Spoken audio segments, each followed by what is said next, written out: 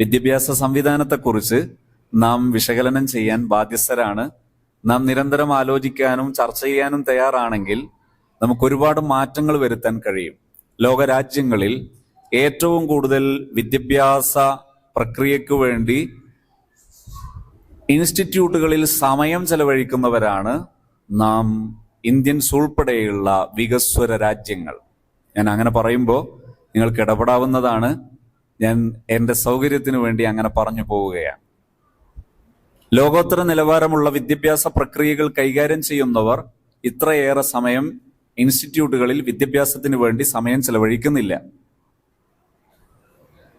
എന്നിട്ട് പോലും രാവിലെ ഉറക്കം തെളിഞ്ഞ് ഒരു ഉറക്കശേഷമുള്ള ആ ഉറക്കച്ചടവ് പോലും കൃത്യമായി മാറുന്നതിന് മുമ്പ് വിദ്യാഭ്യാസ പ്രക്രിയക്ക് വേണ്ടി പാക്കറ്റ് ചെയ്ത് പുറത്തേക്ക് കൊണ്ടുവരുന്ന വിദ്യാർത്ഥിയെ അത് കഴിഞ്ഞ് വീട്ടിലെത്തുമ്പോൾ വീണ്ടും പഠിപ്പിക്കേണ്ടി വരുന്ന അതിദാരുണമായ ഒരു വിദ്യാഭ്യാസ പ്രക്രിയക്ക് വിധേയരാകുന്നവരാണ് നമ്മുടെ നാട്ടിലെ മക്കൾ. ഇതൊരു നിലവാരം കുറഞ്ഞ ഏർപ്പാടാണ്. ഇതിൽ നിന്ന് നമുക്കേറെ പരിഹാരങ്ങൾ ഉണ്ടാക്കാൻ കഴിയും. അതാ ഇപ്പോഴും ആലോചിക്കുന്നത്. അഥവാ വിദ്യാഭ്യാസ പ്രക്രിയയെ വകുപ്പ് തലത്തിൽ ലീഡ് ചെയ്യുന്നവർ പലപ്പോഴും ലോക നിലവാരത്തെക്കുറിച്ച് പഠിക്കുന്നതിന് പകരം ചായ കുടിച്ചു പിരിയുമ്പോൾ തോന്നുന്നത് പറയുന്ന നിലവാരത്തിലേക്ക് താഴുന്നു എന്ന് പൊതുജനം ഓഡിറ്റ് ചെയ്യേണ്ടി വരുന്നു പലപ്പോഴും. ഏതായാലും ലോക നിലവാരം പഠന വിധേയമാകുമ്പോൾ നമുക്കിനിയും ഒരുപാട് മാറ്റങ്ങൾക്ക് സാധ്യതയൊക്കെ ഉണ്ട്. അതിന് കുഞ്ഞുണ്ണി മാഷയുടെ അധ്യാപന ഡയറക്ഷൻ കൂടി നെഞ്ചിലേറ്റൽ അനിവാര്യമാണെന്ന് എനിക്ക് തോന്നാറുണ്ട്. ഒരു അധ്യാപകന് പാഠപുസ്തകം ഭാരമാകരുത്. വിദ്യാർത്ഥിയുടെയും അധ്യാപകന്റെയും ഇടയിലെ മതിലായി പാഠപുസ്തകം വരാതിരുന്നാൽ, കഴിഞ്ഞ ഈ അധ്യയന വർഷത്തിന്റെ അവസാനത്തിൽ ഞാൻ ഈ സബ്ജക്റ്റ് അവതരിപ്പിച്ചുകൊണ്ട് ഒരു സ്കൂളിൽ 80-ലധികം ടീച്ചേഴ്സുള്ള ഒരു സെഷൻ ലീഡ് ചെയ്യുമ്പോൾ അവിടെ ടീച്ചേഴ്സ് ഒന്നടങ്കം ബഹളം വെച്ചു. ടീച്ചേഴ്സ് ചോദിച്ചൊരു ചോദ്യം, പാഠപുസ്തകം ഈ അടുത്തായി ഗണ്യമായി വലിപ്പം കൂടിയിരിക്കുന്നു, പിന്നെ എങ്ങനെയാണ് ഈ അധ്യാപനത്തിന്റെ സമയം ചുരുക്കുക? അവിടെ സത്യം എന്താണെന്നറിയോ? പുസ്തകം ഡിസൈൻ ചെയ്യുന്ന സമയത്ത് സമയം ചുരുക്കാനും കണ്ടന്റ് കൂട്ടാനുമുള്ള ഐഡിയയുടെ അടിസ്ഥാനത്തിലായിരുന്നു പാഠപുസ്തകം ആവിഷ്കരിച്ചത്. പക്ഷേ ട്രെയിനിങ്ങിൽ അത് താഴോട്ട് കൊടുക്കാൻ സംവിധാനത്തിന് കഴിയാതെ പോയതായിരുന്നു പ്രശ്നം. പുസ്തകം വർദ്ധിപ്പിച്ചത് സമയം കുറക്കാനായിരുന്നു. അതിനുള്ള ഐഡിയകൾ അവിടെ ഉണ്ട്, പക്ഷെ അത് താഴെത്തട്ടിലെത്തിക്കാൻ നിലവിലുള്ള സംവിധാനത്തിന് പറ്റാതെ പോയതാണ് അതിന്റെ പ്രതിസന്ധി. ഞാൻ പറയുന്നത്, ഇത്രയും കാലിബറുള്ള, ഇത്രയും ശേഷിയുള്ള നല്ലൊരു ടീം നാം ഒന്നിച്ചു നിൽക്കുകയാണെങ്കിൽ തീർച്ചയായും മാതൃകകൾ കാണിക്കാൻ സാധിക്കും. സംവിധാനങ്ങളുണ്ട്, ആൾവിഭവമുണ്ട്, നല്ല ഇന്റലിജന്റ് ആയ വലിയൊരു ടീം നമ്മുടെ കൂടെയുണ്ട്. ഇങ്ങനെയൊക്കെ ആവുമ്പോൾ വലിയ മികവുണ്ടാക്കാം. ഞാൻ അതേക്കുറിച്ച് ഇടക്കൊന്ന് പറഞ്ഞ വിഷയത്തിലൂടെ ലൈനിലൂടെ തന്നെ തിരിച്ചു വരാം. ഒരു ക്ലാസ് റൂമിലെ ക്ലാസ് നടക്കേണ്ടത് എങ്ങനെ? നമുക്ക് നിലവിലെ ഏത് സബ്ജക്റ്റ് ആണെങ്കിലും ആ സബ്ജക്റ്റ് എടുത്ത് അതിലെ ഒരു ചാപ്റ്റർ, ഈ ചാപ്റ്റർ പഠിപ്പിക്കാൻ തീരുമാനിക്കപ്പെട്ട ഈ ഗവൺമെന്റ് പോർട്ടറുകളിൽ നിശ്ചയിക്കപ്പെട്ട പീരീഡുകൾ, സമയം, ഡ്യൂറേഷൻ, അതെടുത്തു നോക്കുക. ഇത് പഠിപ്പിച്ചാൽ കുട്ടിക്ക് കിട്ടേണ്ടിയിരുന്ന കണ്ടന്റ് എന്താണെന്ന് വിലയിരുത്തുക.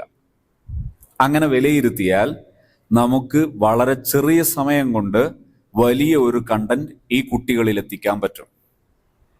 ആദ്യം ഈ കുട്ടിക്ക് ഈ ചാപ്റ്റർ പഠിപ്പിച്ചാൽ എന്ത് കിട്ടണം എന്നത് അനലൈസ് ചെയ്യണം.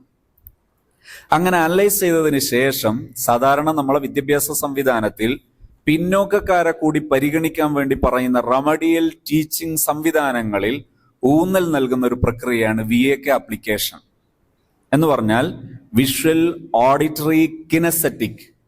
3 ലാംഗ്വേജ് ആണ് കുട്ടികൾ ഇതിന് ഉപയോഗിക്കുന്നത്. ഒന്ന് വിഷ്വൽ പ്രിഫേർഡ് ആയ കുട്ടികൾ ഉണ്ടാകും.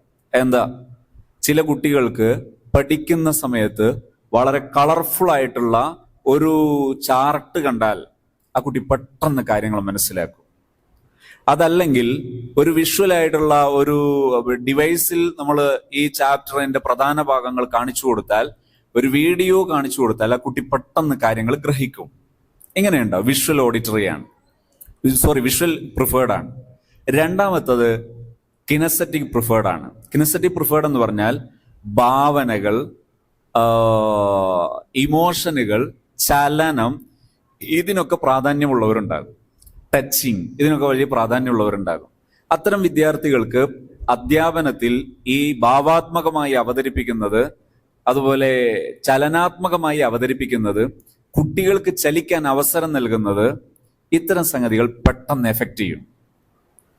പിന്നെ ഒരു 20% ഓഡിറ്ററി പ്രിഫേർഡ് ആയിട്ടുണ്ടാവുക. പൊതുവിൽ അവർക്ക് വിഷയം അവതരിപ്പിക്കുന്നതാണ് ഇഷ്ടം ഉണ്ടാവുക, കേൾക്കുന്നതാണ് അവർക്ക് ഇഷ്ടം ഉണ്ടാവുക. ഇത് മൂന്നും ചേർത്ത് പഠിപ്പിക്കാൻ ഒരു ക്ലാസ്സിൽ സംവിധാനമുണ്ടായാൽ ഫാസ്റ്റായിട്ട് കുട്ടികൾ പഠിക്കും.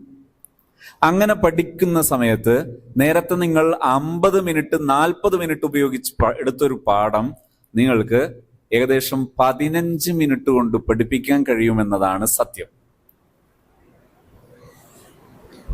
ഇങ്ങനെ ഫാസ്റ്റായിട്ട് പഠിപ്പിക്കുന്ന സമയം ചെറിയൊരു ശതമാനം പിന്നോക്കക്കാരുണ്ടാവുക എന്നത് സ്വാഭാവികമാണ്. അവിടെ നമുക്ക് ഇടപെടാൻ വ്യത്യസ്ത സംവിധാനങ്ങൾ ഉപയോഗപ്പെടുത്താം.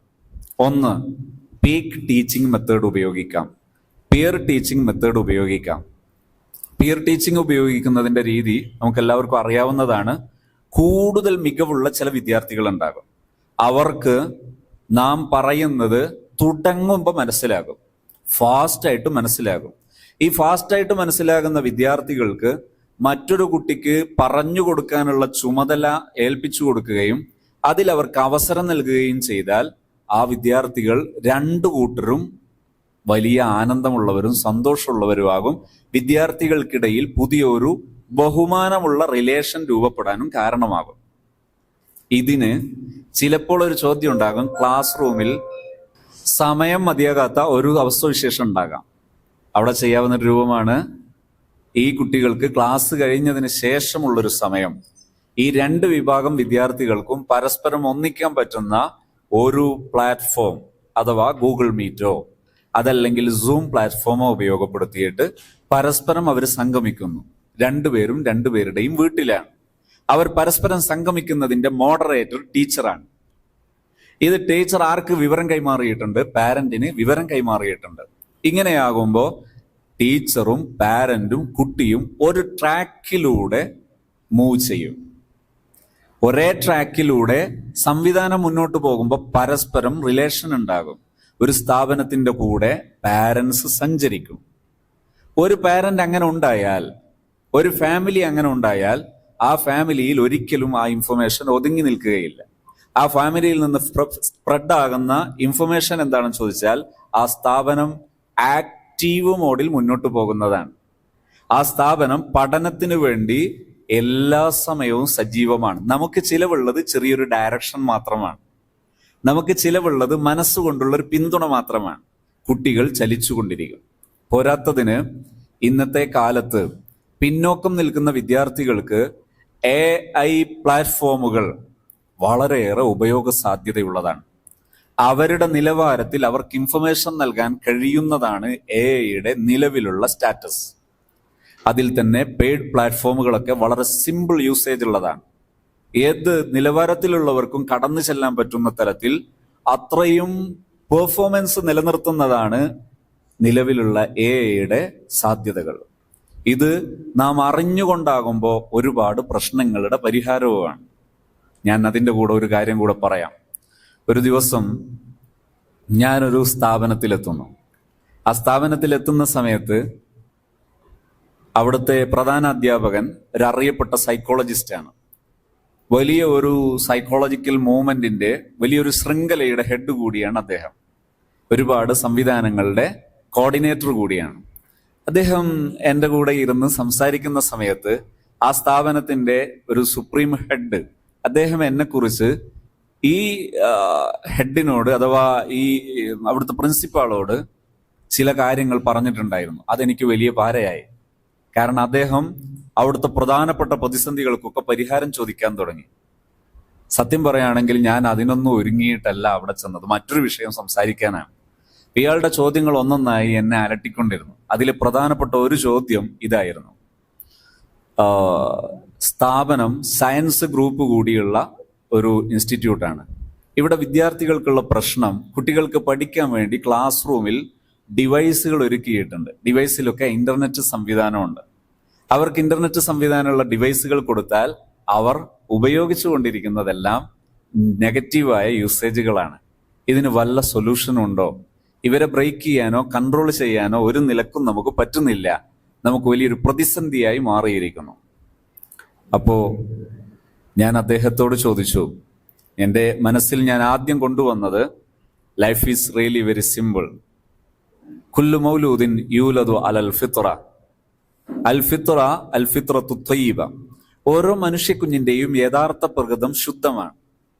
ഓരോ മനുഷ്യന്റെയും യഥാർത്ഥ പ്രകൃതം നല്ലതാണ്. അപ്പോ ഈ കുട്ടികളെ കുറിച്ച് നിലവിൽ നാം ലാബൽ ചെയ്യുന്നൊരു ലാബലിംഗ് ആണ്, നെഗറ്റീവാണ്. ഇത് അൽഫ യുഗമാണ് എന്നത്. അൽഫ യുഗം എന്ന് വിളിക്കുന്നവർ അവർ പരാജയത്തിന്റെ പേരിൽ പുതിയ യുഗത്തെ കൊഞ്ഞനം കുത്തുകയാണ്. നാം ഈ യുഗത്തിന്റെ നാഷൻ അല്ലാത്തതിന്റെ പേരിൽ ഈ യുഗക്കാര് വെറുതെ കൊഞ്ഞനം കുത്തലാണ് അൽഫ എന്ന വിളി. എന്താണ് അൽഫയുടെ പ്രശ്നം പറയുന്നത്? ഇവരെല്ലാം ഡിവൈസുകളുടെ ലോകത്ത് വന്നതാണെന്നാണ്. ഡിവൈസുകൾക്ക് എവിടെയാ കുഴപ്പം? ഞാൻ എൻ്റെ ഡിവൈസ് ഓപ്പൺ ചെയ്താൽ, ഇതിലൊരു യൂട്യൂബ് പ്ലാറ്റ്ഫോം ഓപ്പൺ ചെയ്താൽ, ആ യൂട്യൂബിൽ എന്തുമാത്രം നല്ല സാധ്യതകളുണ്ട്. എനിക്ക് ഇന്ന് ഈ സെഷനിൽ വരണം, എൻ്റെ കയ്യിൽ വിഭവമില്ലെന്ന് സങ്കല്പിക്കുക. എനിക്ക് വിഭവം ശേഖരിക്കാൻ ഈ യൂട്യൂബ് മതി, ഈ ഡിവൈസ് മതി. ഇങ്ങനെ അനന്തമായ ഗുണമേന്മയും സാധ്യതകളും ഉള്ളതുമാണ് ഈ പ്ലാറ്റ്ഫോം. പക്ഷേ അതിലെ ചെറിയ ഒരു നെഗറ്റീവിനെ മുൻനിർത്തിയിട്ട് നമ്മൾ ഡിവൈസുകളെ നിഷേധിക്കുന്നു, നിഷേധാത്മകമായി അഡ്രസ്സ് ചെയ്യുന്നു. ഇത് നമ്മുടെ കഴിവുകേടാണ്. ഞാൻ അദ്ദേഹത്തിനോട് ചോദിച്ചു, എന്ത് ചെയ്യാം? ഞാൻ അദ്ദേഹത്തോട് പറഞ്ഞു, നിങ്ങൾ അവർക്ക് നല്ല പ്ലാറ്റ്ഫോമുകൾ പരിചയപ്പെടുത്തൂ, അവർക്ക് അവരുടേതായ കോൺട്രിബ്യൂഷനുകൾക്ക് അവസരം നൽകൂ. അപ്പൊ ചോദിച്ചു, എന്ത് ചെയ്യണം? ഏതാണ് ക്ലാസ്? Higher secondary class. ഞാൻ അവരോട് പറഞ്ഞു, നിങ്ങളൊരു കാര്യം ചെയ്യും, ഈ ഹയർ സെക്കൻഡറി സ്റ്റുഡൻസിന് അവരുടെ അഭിരുചിക്ക് അനുയോജ്യമായ ഓരോ വിദ്യാർത്ഥികൾക്കും 5 ഓപ്ഷനുകളെങ്കിലും നൽകിക്കൊണ്ടുള്ള പ്രൊജക്റ്റുകൾ മുന്നിൽ വെക്കും. 5 ഓപ്ഷൻ അങ്ങനെ പ്രൊജക്റ്റ് ചെയ്യാൻ കൊണ്ട് കൊടുക്കാൻ പറഞ്ഞു. എല്ലാ കുട്ടികളും പ്രൊജക്റ്റുകൾ ഏറ്റെടുത്തു. 1.5 മാസത്തിന് ശേഷം അതേ ക്യാമ്പസിൽ ഞാൻ മറ്റൊരു പ്രോഗ്രാമിന് യാദൃശ്ചികമായി പങ്കെടുത്തപ്പോൾ അവിടെയുള്ള നേരത്തെ എനിക്ക് പരിചയമുള്ള ഈ സ്ഥാപനത്തിന്റെ സ്ഥാപകരിൽ ഒരാളായ എന്നെ അറിയാവുന്ന ആൾ എന്നോട് പറഞ്ഞു, ഇവിടെ ഇപ്പോൾ നല്ല ഉഷാറാണ്. അതിലെ ഒരു നേട്ടം എന്നോട് പറഞ്ഞു, ഈ ഹയർ സെക്കൻഡറി വിദ്യാർത്ഥികളിൽ ഒരു ദിവസം അദ്ദേഹം ഇതുപോലുള്ള ഒരു പ്രോഗ്രാം നടക്കുകയാണ്, ഒരു വാൾഡിക്ഷൻ പ്രോഗ്രാം. അതിൽ വെച്ച് ഹയർ സെക്കൻഡറി വിദ്യാർത്ഥികളോട് ചോദിച്ചു, നിങ്ങളിൽ ആർക്കെങ്കിലും വല്ല പ്രസന്റേഷനും നടത്താൻ ചാൻസ് ഉണ്ടോ? അതിലൊരു കുട്ടി പറഞ്ഞു, ഞാൻ നടത്താം. എന്താണ് സബ്ജക്റ്റ് എന്ന് ചോദിച്ചപ്പോൾ പറഞ്ഞു, ഹാർട്ട് ഹെൽത്ത്, ഹാർട്ട് ഡിസീസസ്. ഒരു ഡോക്ടർ അവതരിപ്പിക്കുന്നതിനേക്കാൾ ഭംഗിയായി എന്ന് പറയാം, ആ കുട്ടി വളരെ ഭംഗിയായി ഹാർട്ടിന്റെ രോഗം എന്താണ്, ട്രീറ്റ്മെന്റ് എന്താണ്, ആരോഗ്യം എന്താണ്, ഇതെല്ലാം ലോക വിവരങ്ങളെല്ലാം ചേർത്ത് ഭംഗിയായി അവതരിപ്പിച്ചിട്ട് പറഞ്ഞു, നിങ്ങൾക്ക് ഇത് സംബന്ധമായി എന്തും ചോദിക്കാം. സദസ്സിനോട് അങ്ങനെ കൂടി പറഞ്ഞപ്പോ അദ്ദേഹം എന്നോട് പറഞ്ഞു, എനിക്ക് സ്ഥാപനം നടന്നത് ഇത്രയും കാലത്തിനിടയിൽ ഏറെ ചാരിതാർത്ഥ്യം തോന്നിയ ഒരു നിമിഷമായിരുന്നു അത്. രണ്ടാമതൊരു വിദ്യാർത്ഥി പറഞ്ഞു, ഞാനൊരു പ്രൊജക്റ്റ് അവതരിപ്പിക്കാം. എന്താണ്? സോപ്പുമായി ബന്ധപ്പെട്ട എന്ത് മാറ്ററും, ഒരു സോപ്പ് എത്ര തവണ ഉപയോഗിക്കാം, ആരോഗ്യകരമായ ഒരു സോപ്പിലെ ഇൻഗ്രീഡിയൻസ് എന്താണ്, സോപ്പിൽ മാർക്കറ്റ് റേറ്റ് എന്താണ്, മാർക്കറ്റ് റേറ്റ് കൂടുന്നത് എന്താണ്, കുറയാനുള്ള വഴി എന്താണ്, ഇങ്ങനെ തുടങ്ങി ഇൻ ഡീറ്റെയിൽ എനി കോസ്റ്റിന് എന്ത് വേണമെങ്കിലും ചോദിച്ചോളാൻ ഈ കുട്ടി പറയും. ഇങ്ങനെ സദസ്സിൽ 2 കുട്ടികൾ എഴുന്നേറ്റ് നിന്നപ്പോ സത്യത്തിൽ ഇതെന്തായിരുന്നു എന്നറിയോ? ഈ പ്രിൻസിപ്പാൾ എന്നോട് ചോദിച്ചതിന്റെ ഉത്തരം അദ്ദേഹം നടപ്പിലാക്കിയതായിരുന്നു. അദ്ദേഹം എന്നോട് പറഞ്ഞു, ഇതിനു ശേഷം ഇപ്പോൾ ഡിവൈസിന്റെ മുമ്പിൽ അവരെ ഒറ്റയ്ക്കിരുത്തിയാൽ, ഫോൺ അവരുടെ കയ്യിൽ കൊടുത്താൽ ഷോർട്സ് അവർ കാണില്ല, റീൽസ് അവർ തുറക്കില്ല. കാരണം അത് വേസ്റ്റാണ്. ഷോർട്സ്, റീൽസ് ഒക്കെ വേസ്റ്റാണ്. പക്ഷെ ഈ വേസ്റ്റ് നമ്മൾ കഴിക്കുന്നത് എന്തുകൊണ്ടാ? ഫുഡ് കഴിക്കാത്തത് കൊണ്ടാണ്. ഫുഡ് കഴിക്കണം, എന്നാൽ വേസ്റ്റ് കഴിക്കുകയില്ല. ഈ കുട്ടികൾക്ക് കൃത്യമായി കണ്ടന്റ് കിട്ടിയപ്പോൾ അവരോട് യോജിച്ച അവരുടെ ബ്രില്യൻ അവരുടെ ബ്രെയിനോട് യോജിച്ച അവരുടെ ബുദ്ധിക്ഷമതയോട് യോജിച്ച തലങ്ങൾ അവർക്ക് നിശ്ചയിച്ചു കൊടുത്ത് കിട്ടിയപ്പോ അവർ മാറി. അവർക്ക് പിന്നെ വേസ്റ്റ് ആവശ്യമില്ല. പുതിയ കാലത്ത് ഡിവൈസുകളെ അന്യവൽക്കരിക്കുന്നത് വിരോധാഭാസമാണ്. ചെയ്യേണ്ടത് ഡിവൈസ് വൽക്കരിക്കണം, പക്ഷേ ഡിവൈസ് ലിറ്ററസിയാണ് ആവശ്യം. സോഷ്യൽ മീഡിയ ലിറ്ററേഷൻ ആണ് ആവശ്യം. അത് ക്യാമ്പസിൽ നിന്ന് നാം ആണ് നൽകേണ്ടത്. ഉപയോഗമാണ് പരിഹാരം, അകറ്റി നിർത്തലല്ല പരിഹാരം. പക്ഷേ ഔചിത്യവും അനൗചിത്യവും തിരിച്ചറിയാനുള്ള, അവരെ പിന്തുണക്കാനുള്ള ഉത്തരവാദിത്വം നമ്മൾക്ക് തന്നെയാണ്. ഇനി ഞാൻ പറഞ്ഞതിന്റെ ബാക്കി ഭാഗങ്ങൾ ഞാനിങ്ങനെ താൽക്കാലികമായി പറഞ്ഞു പോരുകയാണ്. അവസരങ്ങൾ നിങ്ങളുടേത്. വീണ്ടും ഒരിക്കൽ കൂടി നിങ്ങളെ ബോധ്യപ്പെടുത്തുന്നു. നാം പാരന്റൽ ഇൻവോൾവ്മെന്റ് ആണ് പറഞ്ഞു വെച്ചിരിക്കുന്നത്. പാരന്റൽ ഇൻവോൾവ്മെന്റിന്റെ ഭാഗമായി ഈ കുട്ടികൾക്ക് ഏത് തരം ഇംപ്രൂവ്മെന്റ് ഉണ്ടെങ്കിൽ ആ ഇംപ്രൂവ്മെന്റ് പാരന്റ്സിന് നമ്മൾ ഷെയർ ചെയ്യുന്നു. കുട്ടി നേരിടുന്ന പ്രതിസന്ധി ഉണ്ടെങ്കിൽ പരിഹാരം നാം കണ്ടെത്തുന്നു. അതിൽ പാരന്റ്സിനെ നാം സമീപിക്കുക എന്നത് നമ്മുടെ കഴിവുകേടാണ്.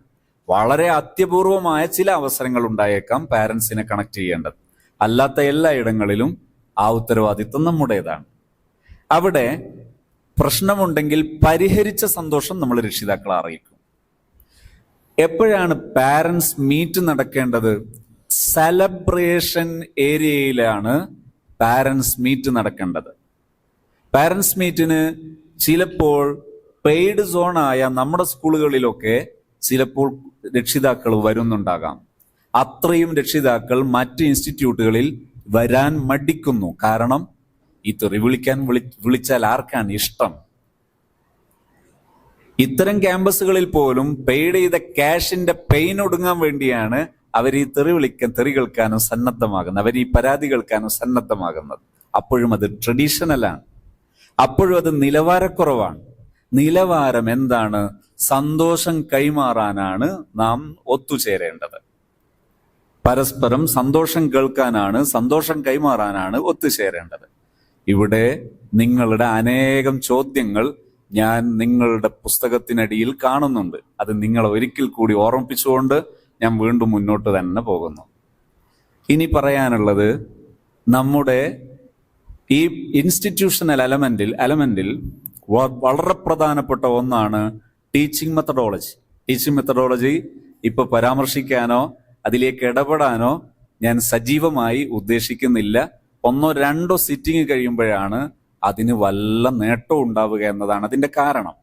നാം ടീച്ചിങ് ഏരിയയിൽ ആദ്യം നമ്മുടെ ഉള്ളിൽ സ്ഥാപിക്കേണ്ട ഒരു പ്രധാന ഡ്രൈവ് മോഡ് ആശയം ഞാൻ ആദ്യം തുടക്കത്തിൽ പറഞ്ഞതാണ്.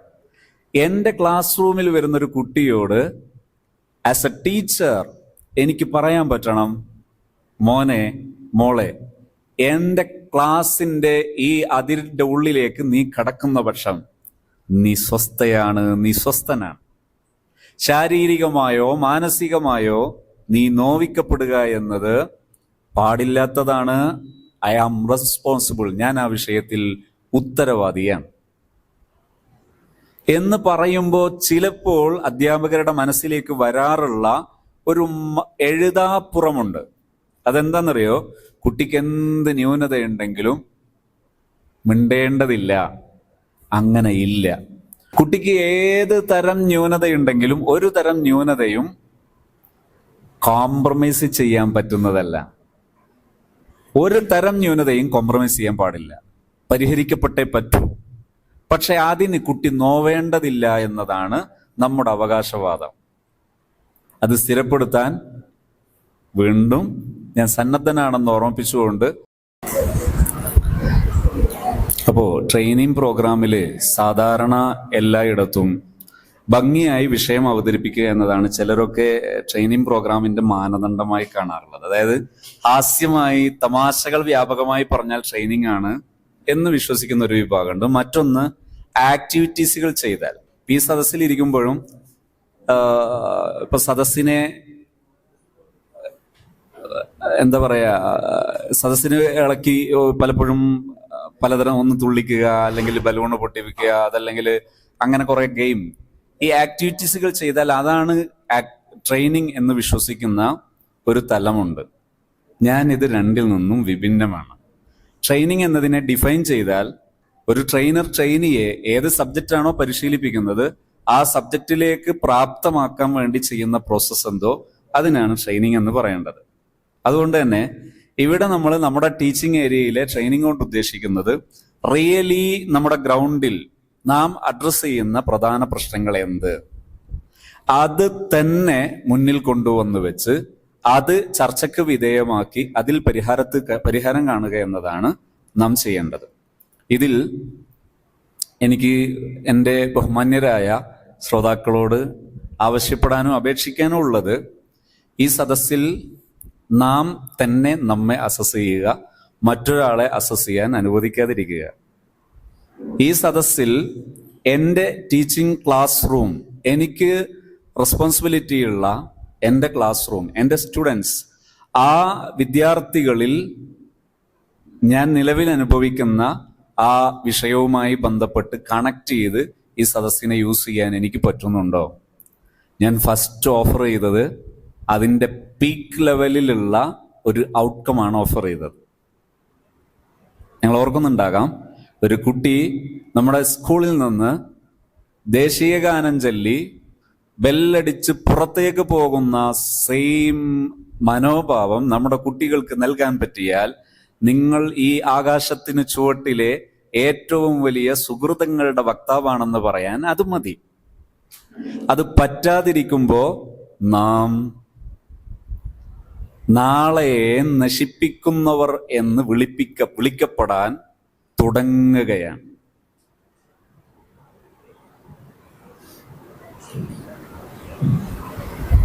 ഞാൻ പറഞ്ഞത് നാളെ നശിപ്പിക്കുന്നു പറഞ്ഞില്ല, പക്ഷേ അതിന്റെ തുടക്കം കുറിച്ച് കഴിഞ്ഞു. വിദ്യാഭ്യാസം എന്ന പ്രക്രിയയിൽ സത്യം ഇങ്ങനെയാണ്. ഈ ഓഫർ ചെയ്തിട്ടാണ് ഞാൻ സംസാരിക്കാൻ തുടങ്ങിയത്. ഇവിടെ അതിൻ്റെ റെസ്പോൺസിബിലിറ്റി ബഹുമാന്യരായ എൻ്റെ ശ്രോതാക്കൾക്ക് ഈ ഇടപെടാനുള്ള റെസ്പോൺസിബിലിറ്റി നൽകിക്കൊണ്ടാണ് ഞാൻ ഇടപെട്ടത്. ഇതിലെന്ത് വേണമെങ്കിലും വളരെ തുറന്ന മനസ്സോടെ ദീർഘകാലം നാം ഒന്നിച്ചിരുന്നാലുള്ള ആ ആറ്റിറ്റ്യൂഡോടുകൂടി തന്നെ നിങ്ങളിൽ ഏതൊരാൾക്കും ഇടപെടാം, ചോദ്യങ്ങളായും സംസാരങ്ങളായും ഇടപെടാം. You are welcome all of you. എല്ലാവരെയും ഒരിക്കൽ കൂടി സ്വാഗതം ചെയ്യും. എങ്ങനെ ചെയ്യും?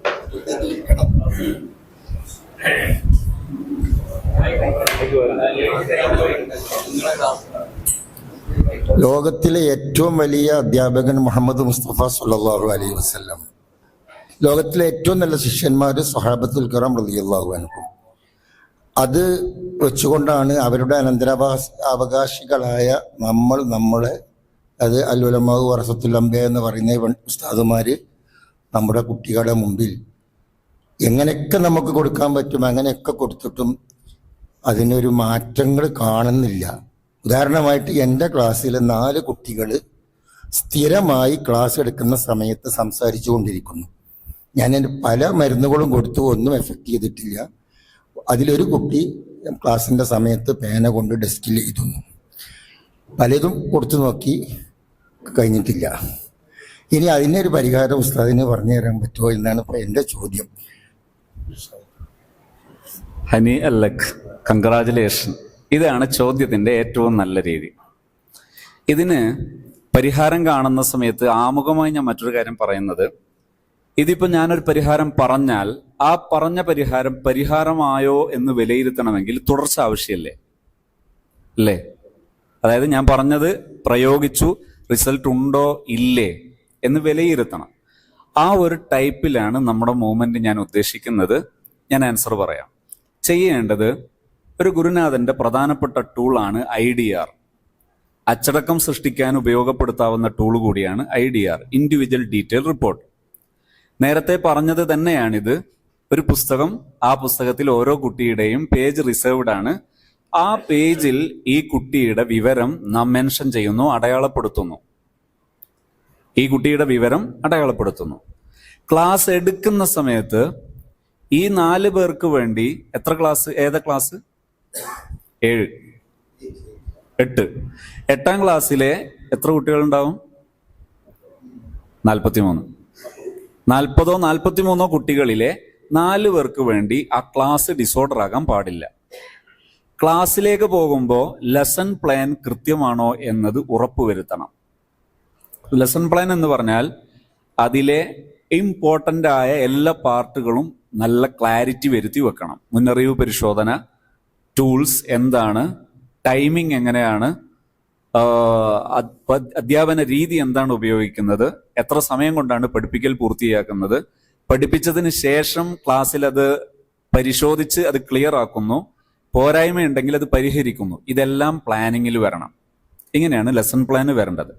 ഈ ലെസൺ പ്ലാൻ കൃത്യമാണോ എന്നത് നന്നായിട്ട് ഉറപ്പുവരുത്തിയിട്ടാണ് അത് ക്ലാസ്സിലേക്ക് പോകേണ്ടത്. നമ്പർ 1. ഇതിനേക്കാളെല്ലാം മേലെ നാം ടീച്ചേഴ്സിന്റെ സ്വഭാവം എന്നത്, സ്വഭാവം എന്നുകൊണ്ട് ഞാൻ ഉദ്ദേശിക്കും, വാക്കുകൾ പറയുമ്പോൾ നിങ്ങൾ എന്നെ മനസ്സിലാക്കി കേൾക്കണം. ഒരിക്കലും ഇതിന്റെ ഓപ്പോസിറ്റ് നിങ്ങളിൽ ഉണ്ട് എന്നുള്ള അർത്ഥത്തിൽ കേൾക്കരുത്. നമ്മുടെ സ്വഭാവം നാം കൃത്യമായി ഉറപ്പുവരുത്തണം, അത് ഏറ്റവും നല്ലതാണെന്ന്. സ്വഭാവത്തെ ഞാനൊന്ന് താൽക്കാലികമായി ഡിഫൈൻ ചെയ്യാൻ ശ്രമിക്കാം. നമ്മുടെ അഭിസംബോധിതർക്ക്, നാം അഡ്രസ്സ് ചെയ്യുന്ന വ്യക്തികൾക്ക്, അഥവാ ഇപ്പോൾ വിദ്യാർത്ഥികളായിക്കോട്ടെ, വിദ്യാർത്ഥികൾക്ക് നമ്മൾ പ്രഥമ ദൃഷ്ടിയ അവരെ കണ്ടുമുട്ടുന്ന സമയത്ത് അവർക്ക് സന്തോഷമുണ്ടാകുന്ന 5 കാര്യങ്ങളെങ്കിലും നമ്മളിൽ നിന്നുണ്ടാകണം. നമ്മുടെ സ്റ്റുഡൻസിന് നമ്മൾ പ്രഥമ ദൃഷ്ടിയ കണ്ടുമുട്ടുമ്പോൾ, അഥവാ ക്ലാസ്സിലേക്ക് വരുമ്പോഴായാൽ പോലും മിനിമം 5 കാര്യങ്ങളെങ്കിലും നമ്മളിൽ നിന്ന് ഈ കുട്ടികൾക്ക് അവരെ സന്തോഷിപ്പിക്കുന്നത് ഫീൽ ചെയ്യണം. എങ്കിൽ നാം പിന്നീട് ചെയ്യുന്ന, ഇനി ഞാൻ പറയാൻ പോകുന്ന ആക്ടിവിറ്റികളിലെല്ലാം അതിൻ്റെ റേറ്റ് 80/100 ആണ്, 80% ആണ്. അല്ലെങ്കിൽ അത് പലപ്പോഴും 20 and below ആണ്. എന്താണ് 5 കാര്യങ്ങൾ? സന്തോഷിപ്പിക്കുന്ന 5 കാര്യം എന്നുള്ള പറഞ്ഞാൽ അതിങ്ങനെ ചോദിച്ച് ഇങ്ങനെ സമയം കളയാം. ഞാൻ പരമാവധി ചുരുക്കാൻ വേണ്ടി ശ്രമിക്കാം. 1, ഐ കോണ്ടാക്ട്. ഐ കോണ്ടാക്ട് പെരുമാറ്റങ്ങളിലെ ഏറ്റവും മുന്തിയ പെരുമാറ്റമാണ്. സ്വഭാവത്തിലെ ഏറ്റവും നല്ല ഒന്നാണ് ഐ കോണ്ടാക്ട് എന്ന് പറയുന്നത്. ജാതീയതയും അത്തരം ശൈഥില്യങ്ങളെല്ലാം ആദ്യം ബ്രേക്ക് ചെയ്യുന്നത് ഐ കോണ്ടാക്റ്റിനെയാണ്. തമ്മിൽ വെറുപ്പുള്ള ഒരു നാട്ടിൽ ചെന്നാൽ, തമ്മിൽ വെറുപ്പുള്ള ഒരു സ്ഥാപനത്തിൽ ചെന്നാൽ, തമ്മിൽ വെറുപ്പുള്ള ഒരു കമ്പനിയിൽ ചെന്നാൽ അവിടെ നിങ്ങൾക്ക് ആദ്യം ഫൈൻഡ് ഔട്ട് ചെയ്യാൻ പറ്റുന്ന ഭീകരമായൊരു മിസ്റ്റേക്കാണ് ഇതിന്റെ മിസ്സിങ്. ഐ കോണ്ടാക്ട് ഉണ്ടാവില്ല. പരസ്പരം സന്തോഷത്തോടെ ഫേസ് ചെയ്യുക എന്നത് വളരെ പ്രധാനപ്പെട്ട ഒരു സ്വഭാവമാണ്. 2, സ്മൈൽ, പുഞ്ചിരിക്കുക എന്നത് ഒരു ടീച്ചറുടെ മുഖമുദ്രയായിരിക്കണം. 3, നമ്മുടെ അഭിവാദ്യങ്ങൾ. ഇപ്പോൾ മുസ്ലിംസ് ഒക്കെ ആണെങ്കിൽ സലാം പറയൽ പോസിബിലിറ്റി ഉള്ളതാണെങ്കിൽ സലാം പറയുന്നു. അതല്ല മറ്റു അഭിവാദ്യം, ഗുഡ് മോർണിംഗ്, ഗുഡ് ആഫ്റ്റർനൂൺ, അതുപോലെയുള്ള, അല്ലെങ്കിൽ നമസ്കാരം തുടങ്ങിയ സന്തോഷത്തോടെ പറയാനാണ് ഈ അഭിവാദ്യങ്ങൾ. ശ്രദ്ധിക്കേണ്ടത്, വാക്കുകൾ നാം ഏത് ആറ്റിറ്റ്യൂഡിൽ പറയുന്നോ ആ ആറ്റിറ്റ്യൂഡ് അതിന്റെ മീനിങ് ആയി മാറും. ക്ലാസ് കഴിഞ്ഞിട്ട് ചോദിക്കുന്നു, എങ്ങനെ? തകർത്തു. തകർത്തു എന്ന വാക്ക് നെഗറ്റീവാണ്. ബേസിക്കലി തകർത്തു എന്ന വാക്ക് നെഗറ്റീവാണ്. പക്ഷെ നമ്മൾ പറയുന്നത് സന്തോഷത്തോടെയാണ്. അപ്പോൾ അതിന്റെ അർത്ഥം പോസിറ്റീവാണ്. ഒരു ടീച്ചർ ഒരു കുട്ടിയുടെ പക്ഷത്ത് നിന്ന് ഒരു തെറ്റ് കണ്ടപ്പോൾ പറയുന്നു, നിനക്ക് ഞാൻ വെച്ചിട്ടുണ്ട്, നീ അവിടെ വാ, ക്ലാസ് റൂമിൽ വാ. നിനക്ക് ഞാൻ വെച്ചിട്ടുണ്ട് എന്നത് പോസിറ്റീവാണ്. പക്ഷേ അത് നെഗറ്റീവ് ആറ്റിറ്റ്യൂഡോട് പറഞ്ഞപ്പോൾ അത് നെഗറ്റീവായി മാറി. ഇതുപോലെ അഭിസംബോധന ചെയ്യുന്നത്, ഞാൻ ടീച്ചറാണ്, ഒരു അധ്യാപകനെ വിദ്യാർത്ഥി ഭയപ്പെടണം എന്ന ആ അന്ധകാരം നമ്മുടെ ഉള്ളിൽ എവിടെയെങ്കിലും അവശേഷിക്കുന്നുണ്ടെങ്കിൽ നമ്മൾ അഭിസംബോധനത്തിന്റെ അർത്ഥവും അതായി മാറും. ഈവൻ നിങ്ങൾ സലാം പറഞ്ഞാൽ പോലും അതിന്റെ അർത്ഥം നെഗറ്റീവായി മാറും. അതുകൊണ്ടാണ് ഐ കോണ്ടാക്ട്, അതുപോലെ തപസ്സും, സ്മൈൽ, പുഞ്ചിരിക്കുക, നിങ്ങൾ സലാം പറയുകയോ ഗുഡ് മോർണിംഗ് പോലെയുള്ള നമസ്കാരം പോലെയുള്ള അഭിവാദ്യങ്ങൾ പറയുക. സന്തോഷത്തോടെ പറയണം എന്നുള്ള ഡിമാൻഡ് ഉണ്ട്. നാലാമത്തത്, കുട്ടികളോട് വിശേഷങ്ങൾ ചോദിക്കുന്നു. വിശേഷം ചോദിക്കാൻ എന്തു മതി? ഹൗ ആർ യു, കൈഫ ഹാലക്കും, അതുപോലെയുള്ള നല്ല ഒരു സന്തോഷം കൈമാറുന്ന ഒരു ചോദ്യം. എങ്ങനെ, എല്ലാവർക്കും ഹാപ്പി ആയോ, എല്ലാവരും ഹാപ്പി അല്ലേ എന്ന് സന്തോഷത്തോടെ ചോദിക്കുക. ഇത് പറയുമ്പോൾ എനിക്കൊരു കൗതുകം ഓർമ്മ വരികയാണ്. ഞാൻ ഒരു സ്കൂളിലെ ഒരു ടീച്ചിങ് ഇത് കഴിഞ്ഞപ്പോൾ അവിടുന്ന് ഭയങ്കര പ്രശ്നമുള്ള ഒരു സ്ഥലമാണ്. അവർ പറഞ്ഞു ഇതൊക്കെ ഉണ്ടെന്ന് പറഞ്ഞു. അപ്പം ഞാൻ തീരുമാനിച്ചു അടുത്ത സെഷനിൽ ഇതൊന്ന് ഒബ്സർവ് ചെയ്തതിന് ശേഷം തുടങ്ങാൻ. ക്ലാസ് നടക്കുന്നുണ്ടായിരുന്നു. ക്ലാസ്സിൽ ചെന്ന് നോക്കുമ്പോൾ ടീച്ചേഴ്സ് ഹവാറി ചോദിക്കുന്നുണ്ട്. പക്ഷെ ഹവാറിയും ഇതിന്റെ മീനിങ്ങും തമ്മിൽ യാതൊരു കണക്ഷനും ഇല്ല.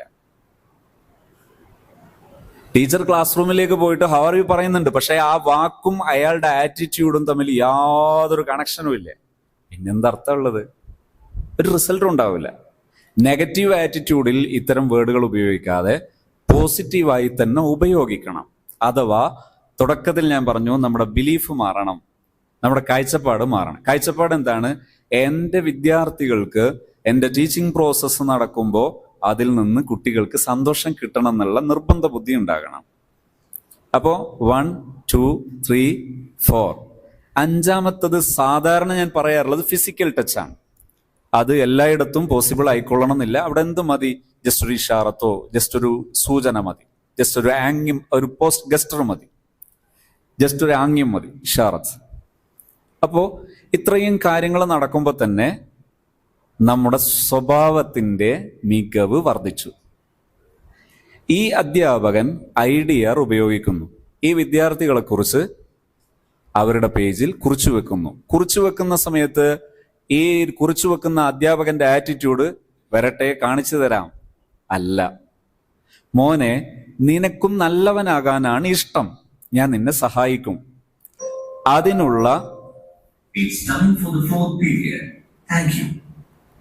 അതിനുള്ളൊരു മീഡിയയാണ് ദീസ്. ഇപ്പൊ ഞാൻ ഈ രേഖപ്പെടുത്തുന്നത് ഒരിക്കലും എൻ്റെ കുട്ടിയെ നോവിക്കാനല്ല. എൻ്റെ കുട്ടിക്ക് ഇഷ്ടമാണ് നല്ലവനാകാൻ, എൻ്റെ കുട്ടിക്ക് ഇഷ്ടമാണ് അഭിനന്ദനം കേൾക്കാൻ. അതിനുള്ള വഴിയാണ് ഞാൻ ഈ രേഖപ്പെടുത്തുന്നത്. ഈ ഗുരുനാഥൻ അത് രേഖപ്പെടുത്തുന്നു. എന്നിട്ട് ക്ലാസ് കഴിഞ്ഞതിന് ശേഷം നമുക്ക് യാതൊരു പ്രയാസവും ഇല്ലാതെ ഈ കുട്ടിയെ നാം അഡ്രസ്സ് ചെയ്യുന്നു. മോനെ, നീ നല്ല കുട്ടിയാണ്, നീ സ്കൂളിൽ വരുന്നു, പഠിക്കാൻ വരുന്നു, ഇങ്ങനെ ഒരുപാട് ഗുണം മോനുണ്ട്. നല്ല കുട്ടിയാണെന്ന് പറയാൻ പലപ്പോഴും അപൂർവം ചിലർക്ക് പ്രയാസം ഉണ്ടാകാറുണ്ട്. ഇത്രയും പ്രശ്നമുള്ളവനെ നല്ല കുട്ടിയോ? ഒരു കുട്ടി നല്ലവനാണെന്ന് പറയാൻ നിങ്ങൾക്ക് ഒരു ഡിമാൻഡും ആവശ്യമില്ല. അവൻ സ്കൂളിലേക്ക് വരുന്നവൻ എന്നതും മാത്രം മതി. ഇസ്ലാമിക വിശ്വാസം ഉൾക്കൊള്ളുന്ന ഒരാൾക്ക് വിജ്ഞാനം നേടാൻ വേണ്ടി വരുന്നവൻ മലക്കുകളുടെ, മാലാഖമാരുടെ ചിറകുകൾ വിരിക്കപ്പെടുന്ന പുണ്യവാളനാണ് ഓരോ വിദ്യാർത്ഥിയും. അപ്പൊ നിരുപാധികം നമുക്ക് പറയാം എൻ്റെ കുട്ടി നല്ല മോനാണ്. മോൻ ഈ പ്രശ്നം ഉണ്ടല്ലോ ക്ലാസ് എടുക്കുമ്പോൾ, ഇത് മോൻ പരിഹരിക്കുമോ? ഞാൻ എന്താ മോന് ചെയ്തു തരേണ്ടത്? ഇതാണ് ഗുരുനാഥന്റെ സമീപന രീതി. ഫോർ എക്സാമ്പിൾ, പ്രവാചകർ സല്ലല്ലാഹു അലൈഹി വസല്ലം തങ്ങളുടെ അടുക്കലേക്ക് ഒരു കുട്ടിയെ കൊണ്ടുവരുന്നു.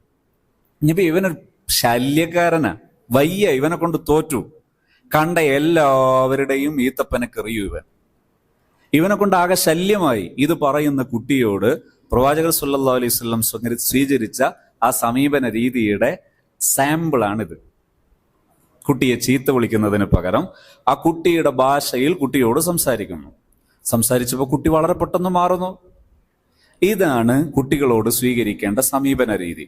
ഇതിന് ഉപയോഗിച്ച ടൂളാണ് ഐഡിയർ. ഞാൻ പറഞ്ഞ ഡിമാൻഡാണ് ആദ്യം നമ്മുടെ പെരുമാറ്റം. ഈ പെരുമാറ്റത്തിന് നാം നമ്മുടെ ട്രെയിനിങ് ഫീൽഡിൽ ഉപയോഗിക്കുന്ന ഒരു സാങ്കേതിക പ്രയോഗമാണ് പോസിറ്റീവ് റീഇൻഫോഴ്സ്മെന്റ്, PR എന്ന് ചുരുക്കി പറയും.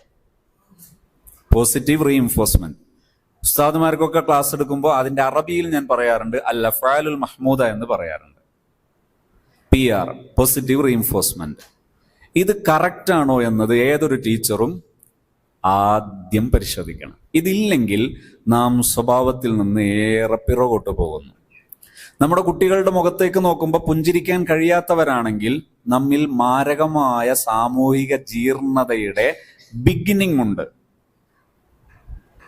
മാരകമായ സാമൂഹിക ജീർണതയാണ് തൊട്ടുകൂടാത്ത കാലത്ത്, അയിത്തമുള്ള കാലത്ത്, ജീർണതയുള്ള കാലത്ത് ഉള്ള അതിൻ്റെ മാക്സിമം സിമ്പലാണ് ഫേസ് ചെയ്യാൻ പറ്റാതിരിക്കുക എന്ന് പറയുന്നത്. ഫേസ് ചെയ്യാൻ പറ്റാതിരിക്കുക എന്ന് പറയുന്നത് ആ ജീർണത വിദ്യാഭ്യസിപ്പിക്കുന്ന ഗുരുനാഥരിൽ ഉണ്ടാകാൻ പറ്റില്ല. നാം പരിശീലിച്ചിരിക്കേണ്ട വളരെ പ്രധാനപ്പെട്ട ഒന്നാണ് ഈ PR, പോസിറ്റീവ് റീഇൻഫോഴ്സ്മെന്റ്. അതിനുശേഷം നമ്മൾ ഈ കുട്ടിയിൽ പ്രശ്നം ഉണ്ടാകുന്ന സമയത്ത് ആദ്യം നമ്മുടെ ക്ലാസ്സിനെ മികവുറ്റതാക്കുന്നു, ലെസൺ പ്ലാൻ കൃത്യമാക്കുന്നു, ക്ലാസ് ഭംഗിയായി പൂർത്തീകരിക്കുന്നു. ഈ കുട്ടിയുടെ പ്രശ്നം ശേഷം പേഴ്സണലായി അഡ്രസ്സ് ചെയ്യുന്നു. അഡ്രസ്സ് ചെയ്യുന്ന സമയത്ത് നമ്മൾ ആറ്റിറ്റ്യൂഡ്, നീ എന്തേ ഇങ്ങനെ ആയിപ്പോയത്, അല്ല നിനക്ക് എന്ത് ക്ലാസ്സിലൊന്ന് അടങ്ങിയിരുന്നൂടെ, എന്തിനിങ്ങനെ ശല്യം ചെയ്യുന്നത്, അല്ല. ആ കുട്ടിയോട് നമ്മൾ ഉപയോഗിച്ച പദപ്രയോഗങ്ങൾ, മോനെ നീ നല്ലവനാ, നീ സ്കൂളിലേക്ക് വന്നു എന്ന മാനദണ്ഡം മതി, നീ നല്ലവനാണെന്ന് പറയാം. ശേഷം നമ്മൾ എന്ത് ചെയ്യുന്നു, അവനോട് ചോദിക്കുന്നു, ഇങ്ങനൊരു പ്രശ്നം ഇന്ന ദിവസം ഇന്ന സമയം നിന്റേത് നോട്ട് ചെയ്തിട്ടുണ്ട്, എന്താണ് മോന്റെ പ്രശ്നം, മോനത് പരിഹരിക്കാൻ എൻ്റെ ഏത് തരം ഹെൽപ്പാണ് ആവശ്യം. ഇത് മോന് പരിഹാസമായി തോന്നാതിരിക്കണമെങ്കിൽ നമ്മുടെ PR ആദ്യം പ്രാക്ടീസ് ചെയ്ത് നേരെയാക്കണം. നമ്മുടെ ആറ്റിറ്റ്യൂഡ് പോസിറ്റീവായിരിക്കണം. എങ്കിൽ ഒരു കുട്ടി നമ്മുടെ ക്ലാസ് റൂമിൽ വളരെ പെട്ടെന്ന് തന്നെ, ഇത്തരം പ്രശ്നമുള്ള കുട്ടികൾ വളരെ പെട്ടെന്ന് നേരെയാകും. ഞാൻ പറഞ്ഞത് അതിന് ഇത് ആദ്യം നേരെയാകേണ്ടത് ഈ സൈഡ് കൂടിയാണ്.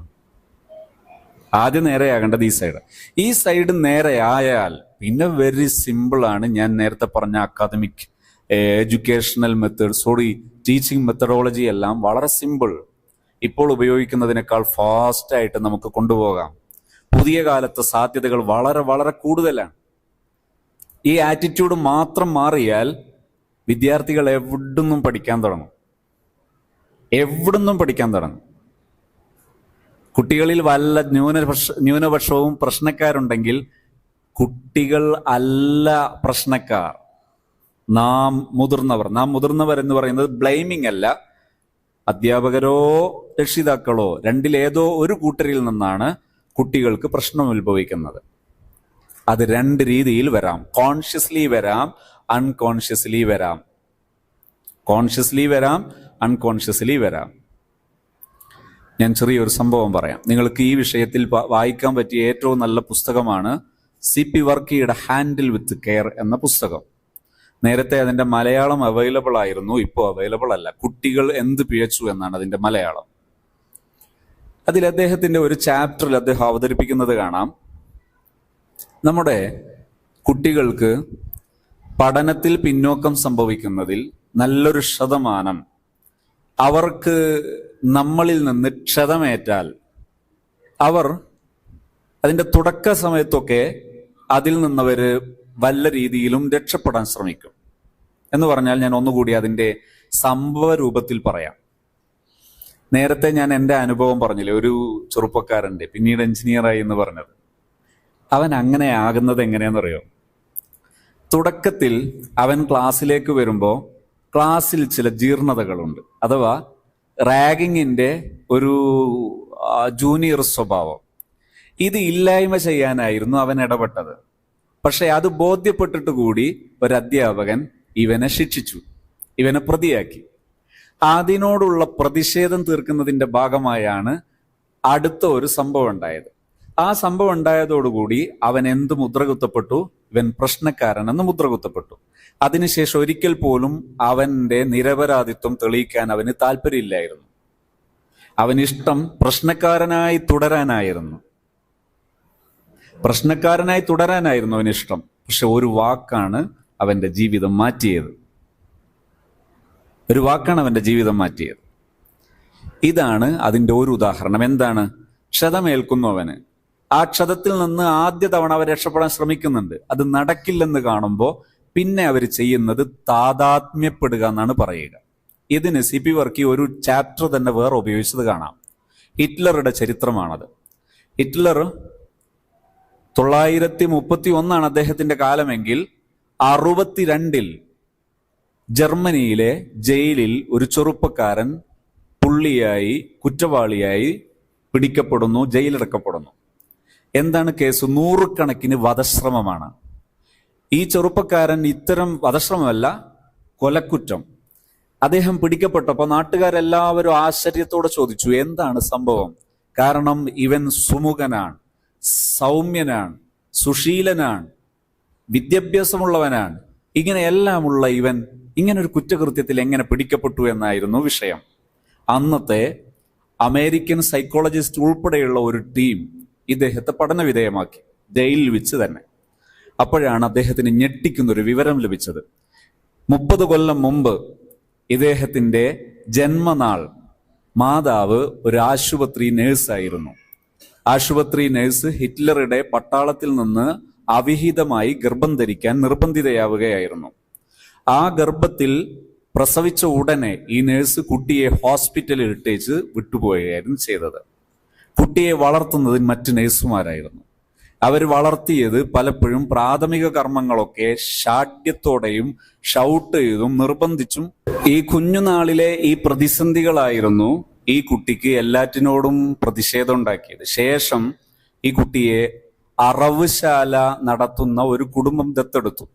അവർ ഈ കുട്ടിയെ അറവുശാല വൃത്തിയാക്കാനും മറ്റുമൊക്കെ ചുമതല നൽകുകയും അത് വൃത്തിയാക്കിയത് മതിയാവാതിരുന്നാൽ വെട്ടുകത്തി കൊണ്ട് എറിയുകയും ഇരുട്ടുമുറിയിൽ വലിയ കയറുകൊണ്ട് വരിഞ്ഞു കെട്ടി റൂമിൽ അടക്കുകയൊക്കെ ചെയ്യാറുണ്ടായിരുന്നു. ശേഷം ഇവൻ പഠിക്കുന്ന സമയത്ത് ഒരു ഹോസ്റ്റലിൽ കുട്ടിയെ താമസിപ്പിക്കുന്നു. അവിടെ വെച്ച് ലൈംഗികമായി ചൂഷണം ചെയ്യപ്പെടുന്നു. ഇതെല്ലാം ഈ കുട്ടിയുടെ ലൈഫിൽ ചോദിക്കാനോ പറയാനോ ഇടപെടാനോ ഒരു രക്ഷിതാവിന്റെ പ്രസൻസ് ഇല്ലാതെ സഹിക്കേണ്ടി വന്നതിന്റെ പ്രതിധ്വനികളായിരുന്നു. ആദ്യം ഇയാൾ ഇതിൽ നിന്ന് മറികടക്കാൻ ശ്രമിക്കുന്നു, പിന്നീട് ഈ കുറ്റകൃത്യങ്ങളോട് താതാത്മ്യപ്പെടുന്നു, അതിനുശേഷം ഈ കുറ്റകൃത്യങ്ങളുടെ വക്താവാകുന്നു എന്നതായിരുന്നു അവർ കണ്ടെത്തിയ വളരെ വലിയൊരു സത്യം. ഇത് ഇന്നത്തെ ഓരോ കുട്ടിയിൽ പഠിച്ചാലും ഇതിന്റെ സമാനമായൊരു പ്രോസസ്സിങ് നമുക്ക് കാണാം. അതുകൊണ്ട് തന്നെ നമ്മുടെ വിദ്യാർത്ഥികളിൽ നമ്മളിൽ നിന്ന് ഏൽക്കുന്ന ക്ഷതം അത് വളരെ പെട്ടെന്ന് ക്രൈമിലേക്ക് കടന്നു വരാനുള്ള സാധ്യത വളരെ കൂടുതലാണ്. പ്രത്യേകിച്ച് പഠന പിന്നോക്കാവസ്ഥ അനുഭവിക്കുന്ന വിദ്യാർത്ഥികളിൽ അവർ നിരപരാധികളാണ്. അവർ വിശ്വസിക്കുന്നത് അവരെ പഠിപ്പിക്കാൻ നാം യോഗ്യരാണെന്നാണ്. അവരെ പഠിപ്പിക്കാൻ നമുക്ക് അറിഞ്ഞുകൂടാത്തതിന്റെ പേരിൽ അവർ പ്രതികളാകുന്നു. ആദ്യം അവർ അത് സഹിക്കുന്നു, പിന്നീട് അവർക്ക് പ്രതിഷേധമുണ്ടാകുന്നു, പിന്നീട് അവർ കുറ്റവാളികളാകുന്നു. ഇങ്ങനൊരു പ്രോസസ്സിംഗ് എവിടെ നടക്കുന്നുണ്ട്? പഠന പിന്നോക്കക്കാരിൽ നടക്കുന്നുണ്ട്. ഈ പിന്നോക്കക്കാർ സത്യത്തിൽ നിരപരാധികളാണ്. തുടക്കത്തിൽ അവരെക്കുറിച്ച് പറയപ്പെടുന്നത് അവർക്ക് ബുദ്ധിക്കുറവാണ് എന്നതാണ്. പിന്നീട് അവരെക്കുറിച്ച് പറയപ്പെടുന്നത് അവർ പ്രശ്നക്കാരാണ് എന്നതാണ്. ഇതിന്റെ യഥാർത്ഥ സ്രഷ്ടാക്കൾ അവരെ അറിയാത്ത, അവരെ വിദ്യാഭ്യാസം ചെയ്യേണ്ട പ്രോസസ്സിംഗ് സ്റ്റൈൽ എന്താണെന്ന് അറിയാത്ത അവരുടെ അറൗണ്ടസിലെ മുതിർന്നവരാണ്.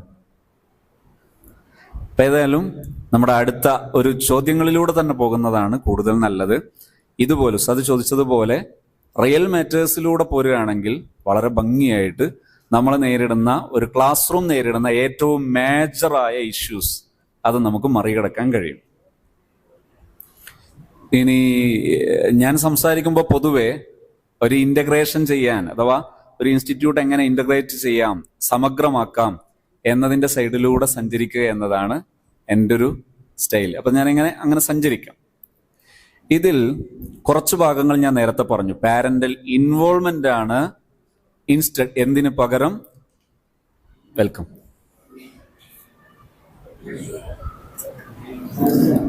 എൻ്റെ 3rd സ്റ്റാൻഡേർഡിലുള്ള ഒരു കുട്ടിയുടെ പേര് ഇവിടെ പരാമർശിക്കുന്നില്ല. ആ കുട്ടി എത്ര ഒരു കോച്ചിങ് കൊടുത്താലും, നമ്മളടുത്തുള്ള എല്ലാ അസ്ത്രങ്ങളും ഉപയോഗിച്ചാലും ആ കുട്ടിക്ക് ഒരു മാറ്റം സംഭവിക്കുന്നില്ല. അതിൻ്റെ കാരണം എന്തായിരിക്കും? കുട്ടിൻ്റെ പ്രശ്നം എന്താ വെച്ചാൽ ഒരർഫ് എഴുതാനോ അതല്ലെങ്കിൽ വായിക്കാനോ കഴിയുന്നില്ല.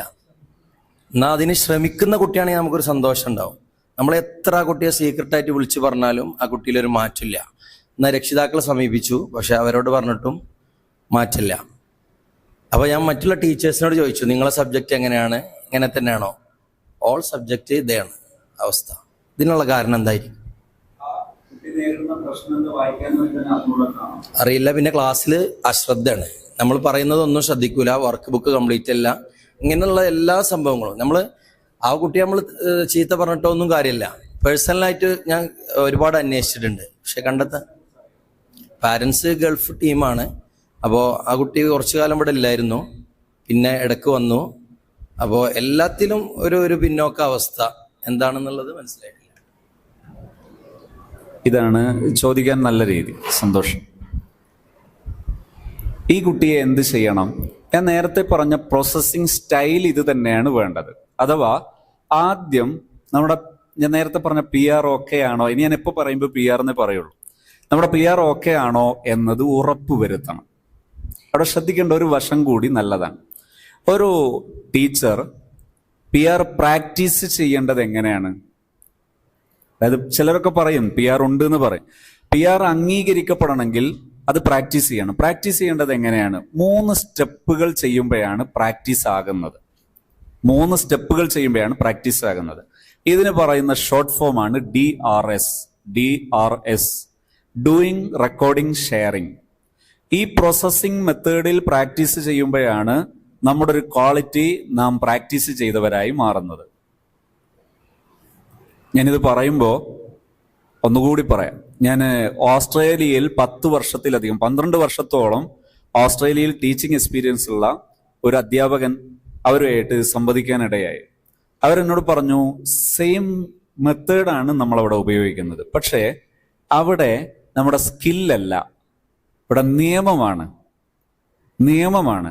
ഈ നിയമം കാരണം ഒരു കുട്ടി, നമ്മൾ ക്ലാസ് റൂമിൽ ക്ലാസ് എടുത്തിട്ട് ഒരു കുട്ടി I am not comfortable here എന്ന് ക്ലാസ് റൂമിലെ 000 ക്ലാസ് റൂമിലെ ഫോണിൽ വിളിച്ചു പറഞ്ഞാൽ അപ്പൊ പോലീസ് വരും, ഈ അധ്യാപകനെ ആമം വെച്ച് കൊണ്ടുപോകും. രണ്ടാമത് ചോദ്യങ്ങൾക്കോ മറ്റോ അവസരം ഉണ്ടാവില്ല. ഒരു കുട്ടിക്ക് ക്ലാസ് റൂമിൽ കംഫർട്ട്നെസ് ഫീൽ ചെയ്യുക എന്നത് അധ്യാപകരുടെ ബാധ്യതയാണ്, കുട്ടികളുടെ അവകാശമാണ്. ഇവിടെ ഞാൻ ഈ ശൈലി പറഞ്ഞപ്പോൾ അദ്ദേഹം പറഞ്ഞു, ഇത് കൂടുതൽ കംഫർട്ടാണ്. കാരണം എന്താ? നാം ഈ മെത്തേഡിൽ അത് പരിശീലിച്ചു വരുമ്പോൾ, ആ പരിശീലനം പൂർത്തിയാകുമ്പോഴേക്ക് നമുക്കത് മിസ്സാകുമ്പോൾ ആകെ പ്രശ്നമാണ്. കാരണം ഒരു സെഷനിൽ ഞാനിതിങ്ങനെ പറഞ്ഞുകൊണ്ടിരിക്കുമ്പോൾ ഒരു ടീച്ചർ പറഞ്ഞു, പക്ക 100% അത് ശരിയാണ്. കാരണം കഴിഞ്ഞ ദിവസം ഒരു കുട്ടി ഒരു അബദ്ധം കാണിച്ചു. ആ അബദ്ധത്തോടുള്ള പ്രതിഷേധം കാരണം ഞാൻ ആ കുട്ടിയുടെ മുഖത്ത് പ്രത്യേകിച്ച് നോക്കി പുഞ്ചിരിച്ചില്ല. സാധാരണ പോലെ ക്ലാസ് എടുത്തു, പക്ഷെ ആ കുട്ടിയോട് ഒന്നും പറയുകയോ പ്രത്യേകം പുഞ്ചിരിക്കുകയോ ചെയ്തില്ല. എന്ത് സംഭവിച്ചു എന്നറിയോ? വീട്ടിലെത്തിയപ്പോ മാതാവ് വിളിക്കുന്നു, ഇന്ന് എന്താ നിങ്ങൾ ചെയ്തത്? കുട്ടി കരഞ്ഞുകൊണ്ടേയിരിക്കുകയാണ്. അവസാനം കുട്ടിയുടെ കയ്യിൽ ഫോൺ കൊടുത്തപ്പോ കുട്ടി ചോദിച്ചു, നിങ്ങൾ എന്തുകൊണ്ടാ ഇന്ന് എന്റെ മുഖത്ത് നോക്കാതിരുന്നത്? ഇന്ന് എന്തുകൊണ്ടാ നിങ്ങൾ എന്നോട് പുഞ്ചിരിക്കാതിരുന്നത്? എനിക്ക് വീട്ടിലെത്തിയിട്ട് നിൽക്കാൻ കഴിയുന്നില്ല, എനിക്കിന്ന് മറ്റൊരു ക്ലാസ് ശ്രദ്ധിക്കാൻ പറ്റിയിട്ടില്ല. ഈ അധ്യാപകൻ ചീത്ത വിളിച്ചിട്ടില്ല, ആക്ഷേപിച്ചിട്ടില്ല, ഒന്നും പറഞ്ഞിട്ടില്ല. ആ കുട്ടി കാണിച്ച ആ അബദ്ധത്തോട് പ്രതിഷേധമായി യാന്ത്രികമായി ചെയ്തു പോയതാണ്. കുട്ടിയുടെ മുഖത്തേക്ക് പ്രത്യേകിച്ച് നോക്കിയില്ല. പക്ഷേ അത് ആ കുട്ടിയെ മാരകമായി പ്രഹരമേൽപ്പിച്ചു. അപ്പോ നമ്മൾ ഈ 5 കാര്യങ്ങൾ, 3 സ്റ്റെപ്പ് ഏതാണ്? Doing, recording, sharing. Doing 1, recording 2, sharing 3. ഇത് ട്രെയിനിങ്ങിലാണിത്. ഈ ട്രെയിനിങ്ങിൽ ചെയ്യേണ്ടത് ഒന്നാമത്തത് ഡൂയിങ് എന്താണ്? നമ്മുടെ ക്ലാസ്സിൽ നമ്മൾ പരിശീലിക്കുന്നു. ഒരു ദിവസം നമുക്ക് പിരീഡ് ഉള്ളത് 6 പിരീഡാണെന്ന് സങ്കല്പിക്കുക. ഈ 6 പിരീഡിൽ ഒരു ദിവസത്തേക്ക് 6 കോളം സെറ്റ് ചെയ്ത് വെക്കുക. അങ്ങനെ ഒരു 21 ദിവസത്തേക്കുള്ള ചാർട്ട് വരഞ്ഞു വെക്കുക ഡയറിയിൽ. ആ ഡയറിയിൽ ഓരോ പിരീഡിലും നമ്മൾ ഇത് പ്രാക്ടീസ് ചെയ്താൽ ആ കോളത്തിൽ ടിക്ക് ചെയ്യുക. അപ്പോ ഡൂയിങ് ആയി, റെക്കോർഡിംഗ് ആയി. ഇനി ഷെയറിംഗ് ആണ്. ഷെയറിംഗ് എവിടെയാണ്? നാം ഇപ്പോൾ ട്രെയിനിങ് ആരംഭിക്കുകയാണെന്ന് സങ്കല്പിക്കുക. നമ്മൾ ആദ്യം ഫോം ചെയ്യാൻ പോകുന്നത് ഒരു ഗ്രൂപ്പാണ്. ഈ ഗ്രൂപ്പിൽ നമുക്ക് എന്ത് ചെയ്യാം? നമ്മുടെ ചെയ്തോ ഇല്ലയോ, ചെയ്തപ്പോഴുള്ള എക്സ്പീരിയൻസ് എന്താണ്, അത് ഷെയർ ചെയ്യണം. അത് ഷെയർ ചെയ്തിട്ട് അത് വിലയിരുത്തി മുന്നോട്ട് പോകുന്നതാണ് ഡൂയിങ്, റെക്കോർഡിംഗ്, ഷെയറിംഗ്. ഈ 3 സ്റ്റെപ്പ് കവർ ചെയ്താലാണ് എന്ത് പറയുക? എൻ്റെ PR ഓക്കെ ആണ് എന്ന് പറയുക.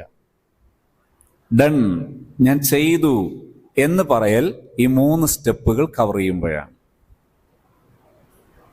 അപ്പൊ ഇത് ഫോക്കസ് ചെയ്യുമ്പോഴാണ് PR ഓക്കെ എന്ന് പറയുക. ആ ഉസ്താദ് എന്ത് ചെയ്യുന്നു? ഈ കുട്ടിയെ അഡ്രസ് ചെയ്യുന്നു. കുട്ടിയെ അഡ്രസ് ചെയ്യുമ്പോൾ തന്നെ നേരത്തെ ഇല്ലാത്തൊരു മിറാക്കിൾ കാണാം.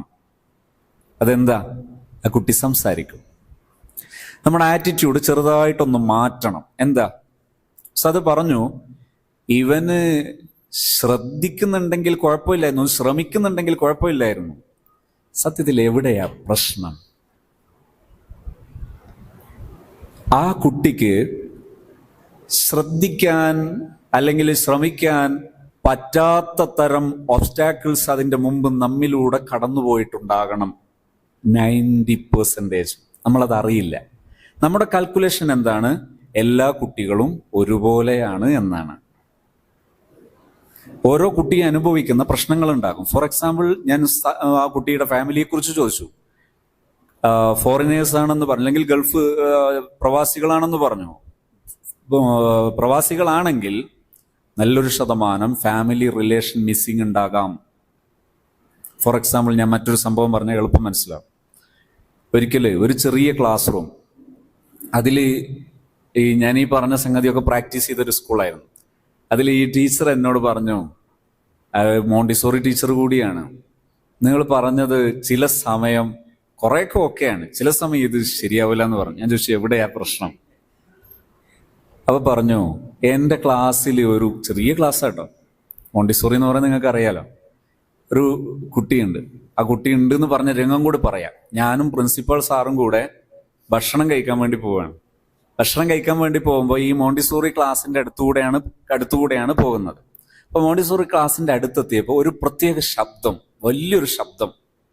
അതിന് തൊട്ടു പിറകെ ഒരു ടീച്ചറുടെ ഇടിമുഴക്കവും. അപ്പൊ ഞാൻ ചോദിച്ചു, ഞങ്ങൾ രണ്ടാളും മുഖത്തോട് മുഖം നോക്കി. അങ്ങനെ ഞാൻ ചോദിച്ചു, നമ്മൾ എന്താ ചെയ്യാൻ പോകുന്നത്? ഞാൻ ഒന്ന് വിസിറ്റ് ചെയ്യാൻ. വരാൻ പറഞ്ഞു. ഞങ്ങൾ രണ്ടാളും കൂടെ ചെന്ന് നിൽക്കുമ്പോൾ ടീച്ചർ, 2 കുട്ടി, 2-3 സ്ലൈറ്റ്.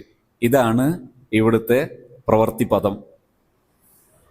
ഞങ്ങളെയും കൂടെ കണ്ടപ്പോൾ ടീച്ചറുടെ മുടിപ്പ് കൂടി, ടീച്ചർ ആകെ കിതക്കാൻ തുടങ്ങി, കൂടുതൽ കിതക്കാൻ തുടങ്ങി. അപ്പോൾ പ്രിൻസിപ്പാള് ഒന്ന് റൂട്ട് മാറുന്നു എന്ന് തോന്നിയപ്പോൾ ഞാൻ പറഞ്ഞു, ഞാൻ സംസാരിക്കാന്ന് പറഞ്ഞു. എന്തേ സംഭവിച്ചത് എന്ന് ചോദിച്ചു. അപ്പൊ പറഞ്ഞു, ഈ കുട്ടി മറ്റേ കുട്ടിയുടെ പുറത്ത് സ്ലേറ്റ് കൊണ്ടടിച്ചിട്ട് ആ കുട്ടിക്ക് ശ്വാസം മുട്ടുകയാണ്. ഇത് കണ്ട ടീച്ചർ അടിച്ച കുട്ടിയെ ഷൗട്ട് ചെയ്തതിന്റെ 2ാം ശബ്ദമാണ് ഞാൻ കേട്ട ഇടിമുഴക്കം. ഇതാണ് മാറ്റർ. അപ്പൊ എന്താ കേസ്? ഈ കുട്ടി, ഈ പ്രശ്നക്കാരനായ കുട്ടി എപ്പോഴും ഇങ്ങനെയാണ്. കുട്ടിയുടെ മാതാപിതാക്കൾ ടീച്ചേഴ്സാണ്. കുട്ടിയുടെ മാതാപിതാക്കൾ ടീച്ചേഴ്സാണ്. അപ്പൊ ഇത് എവിടെ തുടങ്ങണം, എവിടെ അവസാനിപ്പിക്കണം? അന്നത്തെ രംഗം ഞാൻ സാന്ത്വനിപ്പിച്ച് കാണിച്ചു കൊടുത്തു. അതായത് ഈ അടി കിട്ടിയ കുട്ടി പറയുന്നത്, എനിക്ക് ഉമ്മയെ കാണണം. കാരണം അത്രയും ആ കുട്ടി അസ്വസ്ഥപ്പെട്ടു പോയിട്ടുണ്ട്, ശ്വാസം കിട്ടാതെ പ്രയാസപ്പെട്ടു പോയിട്ടുണ്ട്. ഒരു 10-15 മിനിറ്റ് കൊണ്ട് കുട്ടിയെ റിലീസ് ചെയ്ത് കാണിച്ചു കൊടുത്തു. കുട്ടി റിലാക്സ് ആയി, ഓക്കെ ആയി. അതിനുശേഷം ഈ പ്രശ്നക്കാരനായ കുട്ടിയെ വിളിച്ചു. ആ കുട്ടിയെ ഡീൽ ചെയ്യുന്നത് ഞാൻ ഈ ടീച്ചർക്ക് കാണിച്ചു കൊടുത്തു. ടീച്ചറോട് പറഞ്ഞു, നിങ്ങൾ നോക്കൂ, ഞാൻ ഡീൽ ചെയ്യാം. അപ്പോൾ എൻ്റെ അടുത്ത് ലാപ്ടോപ്പ് ഉണ്ടായിരുന്നു, അത് ഓൺ ചെയ്ത് വെച്ചതിന് ശേഷം കുട്ടികൾക്ക് കാണാൻ ഇഷ്ടപ്പെടാൻ സാധ്യതയുള്ള ഒരു വിഷ്വൽ ഞാൻ അതിൽ ഓൺ ചെയ്ത് വെച്ചിട്ട് എൻ്റെ അടുത്ത് കുട്ടിയോട് നിർത്തി. അപ്പോൾ കുട്ടി അത് ശ്രദ്ധിക്കുന്നതേ ഇല്ല. അപ്പൊ അതിന്റെ അർത്ഥം അത്രയും ആ കുട്ടിയിൽ എന്താണ് മാരകമായ ഒരു മനോഭാവം കുട്ടിയെ നയിച്ചുകൊണ്ടിരിക്കുന്നുണ്ട്. ഞാൻ കുട്ടിയോട് ചോദിച്ചു, മോന് ആരെയൊക്കെയാണ് ഇഷ്ടം? കുട്ടി ശാന്തൻ. വീണ്ടും ചോദിച്ചു, മോന് മാതാവിനെ ഇഷ്ടമാണോ, മദർ ഇഷ്ടമാണോ? കുട്ടി ഇല്ല എന്ന് പറഞ്ഞു. 2, ഞാൻ പിതാവിനെ ചോദിച്ചു, അപ്പോഴും ഇല്ല എന്ന് പറഞ്ഞു. 3ാമത് ആ വീട്ടിലുള്ള മെമ്പേഴ്സിന് ഞാൻ ടീച്ചേഴ്സിനോട് ചോദിച്ചു. ഗ്രാൻഡ് പാരൻസ് ഉണ്ട്, ഗ്രാൻഡ് ഫാദർ, ഗ്രാൻഡ് മദർ ഉണ്ട്. അപ്പൊ അവരെ കുറിച്ച് ചോദിച്ചപ്പോഴും ഇല്ല എന്ന് പറഞ്ഞു. ആരെയാ ഇഷ്ടം? ആരെയും ഇഷ്ടമല്ല എന്ന് 3ാമത്തെ ആൻസർ പറഞ്ഞു. ശേഷം ഞാൻ ആ കുട്ടിയോട് ചോദിച്ചു, മോനെ എന്നെ ഇഷ്ടമാണോ എന്ന് ചോദിച്ചു. കുട്ടി സൈലന്റായി. അതിന് മാത്രം ഇഷ്ടമില്ല എന്ന് ഉത്തരം പറഞ്ഞില്ല. ഞാൻ ആ കുട്ടിയെ ഒന്നുകൂടി അണച്ചുകൂട്ടിയപ്പോൾ കുട്ടി എന്നോട് ചേർന്ന് നിൽക്കുന്നത് ഞാൻ തിരിച്ചറിഞ്ഞു. ഞാൻ ടീച്ചറുടെ മുഖത്തേക്ക് നോക്കി. ടീച്ചർ എന്നെ ശ്രദ്ധിക്കുന്നുണ്ട്. കുട്ടി മാറുന്നതും ടീച്ചർ ശ്രദ്ധിച്ചു. ഏകദേശം 5 മിനിറ്റിനുള്ളിൽ കുട്ടി ശാന്തനാകാൻ തുടങ്ങി. കുട്ടി എന്നോട് ചോദിച്ചു, ഉസ്താദ് ഇന്ന് അസറിന് ഇവിടെ ഉണ്ടാകൂലേ എന്ന് ചോദിച്ചു. നോക്കുമ്പോൾ തലേ ദിവസത്തെ ഒരു പ്രോഗ്രാം കഴിഞ്ഞിട്ട് തൊട്ടടുത്ത പള്ളിയിൽ വെച്ച് ഞാൻ അസർ നിസ്കരിക്കാൻ വേണ്ടി സ്കൂൾ വിട്ടതിന് ശേഷം അവിടെ പങ്കെടുത്തത് കുട്ടി കണ്ടിട്ടുണ്ട്. ഇന്ന് ഉണ്ടാകുമോ എന്നാണ് അവന്റെ ചോദ്യം. അടുത്ത അവന്റെ ചോദ്യം ഞാൻ ഇന്ന് ചായ കൊണ്ടുവരും ഉസ്താദ് പള്ളിയിൽ ഉണ്ടാകുമോ എന്നാണ്. അന്ന് അസർ നിസ്കരിക്കാൻ വേണ്ടി ഞാൻ പള്ളിയിൽ വന്നപ്പോ അവന്റെ ഗ്രാൻഡ് ഫാദറേയും കൂടെ കൂട്ടിയിട്ട് നിർബന്ധപൂർവം അവരെ കൊണ്ട് പാചകം ചെയ്യിപ്പിച്ച സാധനം കൊണ്ടുവന്നിട്ടുണ്ട്. ഈ കുട്ടിക്ക് എന്ത് വേണം? ഞാൻ ആ ടീച്ചറോട് അടുത്ത ദിവസം വരാൻ പറഞ്ഞു. ടീച്ചറുടെ കൂടെ ഇരുന്നു. ഈ മോണ്ടിസോറിയിലെ ടീച്ചേഴ്സിനെ കൂടെ ഇരുത്തിയിട്ട് ഞാൻ ചോദിച്ചു, നിങ്ങളുടെ അറിവിൽ ഈ കുട്ടിക്ക് എന്ത് വേണം? എന്താണ് ഈ കുട്ടിക്ക് മിസ്സായത്? പാരൻസിന്റെ വേർവ്സ് കുട്ടിക്ക് നഷ്ടപ്പെട്ടു. ടീച്ചേഴ്സ് പലപ്പോഴും വീട്ടിലെത്തിയാൽ ടീച്ചേഴ്സാണ്. വീട്ടിലെത്തിയാൽ മാതാവാകണം, പിതാവാകണം. ദയവായിട്ട് ടീച്ചറാകരുത്. അതൊരു ഭീകരതയാണ്, ഗുരുതരമായ തെറ്റാണ്, ഗുരുതരമായ കുറ്റകൃത്യമാണ്. അതിന്റെ ഭയാനകതയായിരുന്നു. അപ്പൊ ടീച്ചറുടെ ചോദ്യം, ഇതിനെന്താ പരിഹാരം? ഞാൻ ചോദിച്ചു, നിങ്ങൾക്കൊരു മാതാവാകാൻ പറ്റില്ലേ? തലേ ദിവസം ഞാൻ പിതാവായത് നിങ്ങൾ കണ്ടിട്ടില്ലേ? ഇതുപോലെ നിങ്ങൾക്ക് കഴിയുമോ? അപ്പൊ ടീച്ചർ അതിന്റെ വിവരണം പ്രതീക്ഷിച്ചിരിക്കുന്നു. ഞാൻ അവരോട് പറഞ്ഞു, ഈ പി ആർ പ്രാക്ടീസ് ചെയ്യേണ്ട രീതി പറഞ്ഞു കൊടുത്തു. വളരെ എളുപ്പമല്ലേ? 5 കാര്യം ചെയ്യാൻ മെനക്കെടുണ്ടോ? ഇല്ല, വെരി സിമ്പിൾ. യാതൊരു റിസ്കും ഇല്ല. ചിലരൊക്കെ ഇതിന് പകരം മുട്ടായി കൊണ്ട കൊടുക്കും, ടോയ്സ് വാങ്ങിച്ചു കൊടുക്കും. വേസ്റ്റ്. എവിടെയാ മിഠായിയും ടോയ്സൊക്കെ? നിങ്ങളുടെ ഈ 5 കാര്യങ്ങളുടെ മേലെയുള്ള ഒരു മിഠായി ഇന്ന് വരെ കണ്ടുപിടിക്കപ്പെട്ടിട്ടില്ല. ഇതില്ലാതെ കൊടുക്കുന്നതിന് ഇത്രമേൽ ടേസ്റ്റും ഇല്ല. ആ കുട്ടികൾ മാറുന്നു.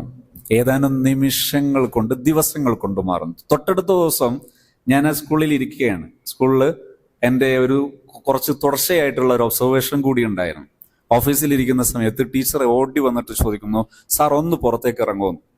ഓഫീസിന്റെ പുറത്തേക്ക് ഇറങ്ങിയപ്പോൾ എനിക്ക് ടീച്ചർ കാണിച്ചു തന്നു. ടീച്ചർ കണ്ടോ കുട്ടിയെ? ഞങ്ങൾ പുറത്തേക്ക് ഇറങ്ങിയപ്പോൾ ആ കുട്ടി ആട്ടിൻകുട്ടിയെ ചേർത്ത് പിടിച്ച് ചിരിക്കുകയും കളിക്കുകയും ചെയ്യുന്നു. ടീച്ചർ പറഞ്ഞു, ഞാൻ 1.5 കൊല്ലമായി ഈ കുട്ടിയുടെ കൂടെ. ആദ്യമായാണ് ഈ കുട്ടി ചിരിക്കുന്നത് കണ്ടത്. കുട്ടിയുടെ ലേണിംഗ് പ്രോസസ് സ്റ്റാർട്ടഡ് ആണ്. കുട്ടി മാറി. ദിവസങ്ങൾക്കകം കുട്ടി പഠിക്കാൻ തുടങ്ങി. മാസങ്ങൾ പഠിപ്പിച്ചിട്ട് പഠിക്കാൻ കഴിയാത്തത് കുട്ടി പഠിച്ചു. വെൽക്കം.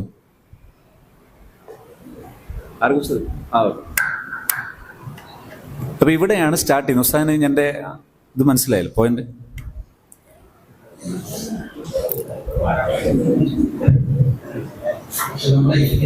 കൂടുതൽ പരിശ്രമിച്ചിട്ടും എല്ലാ ടീച്ചേഴ്സും എല്ലാവരും എന്നെ പോലെ ആവില്ല. ദേശമുള്ള ആളുകൾ പക്ഷെ മറ്റൊരു ടീച്ചർ ഇപ്പോ സമാധാനത്തിന്റെ അന്തരീക്ഷമായിരിക്കും. പക്ഷെ അവരൊക്കെ പല രീതിയിൽ മാറുന്നില്ല എന്നുള്ളതാണ് എനിക്ക് തോന്നുന്ന. ഒരു രക്ഷിതാക്കളുടെ കയ്യിൽ നിന്ന് അവർക്ക് കിട്ടേണ്ട സംഗതികൾ കിട്ടാൻ കാരണം. ഇങ്ങനെ ഇടപെടട്ടെ. ഇതിൽ നമ്മളൊരു ബാക്കപ്പ് ഇല്ലാതെ ഈ കാര്യങ്ങൾ ചെയ്താൽ എൻഡിങ്ങിലേക്ക് എത്തുകയില്ല. ഞാനിപ്പോൾ പറഞ്ഞ കേസില്ലേ, ആ കേസിൽ ടീച്ചേഴ്സ് ഇതൊക്കെ ചെയ്യുന്നുണ്ട്. ഞാനിത് പറയുമ്പോൾ ടീച്ചേഴ്സ് പറയുന്നത് അതൊക്കെ ചെയ്തത് സാറേ. ഞാൻ അവരോട് PR പറയുമ്പോൾ അവർ പറയുന്നത് ഇതെല്ലാം ചെയ്യുന്നതാണ്, ദിനേന ചെയ്യുന്നതാണ്. അതേ സംഗതി ഞാൻ അവരുടെ പിന്നിൽ നിന്ന് ചെയ്തപ്പോൾ റിസൾട്ട് ഉണ്ടാകുന്നു. എന്താ കാര്യം? നമ്മുടെ ആറ്റിറ്റ്യൂഡാണ് വിഷയം. അതായത് കുട്ടിയെക്കുറിച്ച് നേരത്തെ നമ്മുടെ മനസ്സിൽ സെറ്റായത് ഇവൻ ഒരു പ്രശ്നക്കാരനാണ്, പ്രശ്നക്കാരിയാണ് എന്നതാണ്.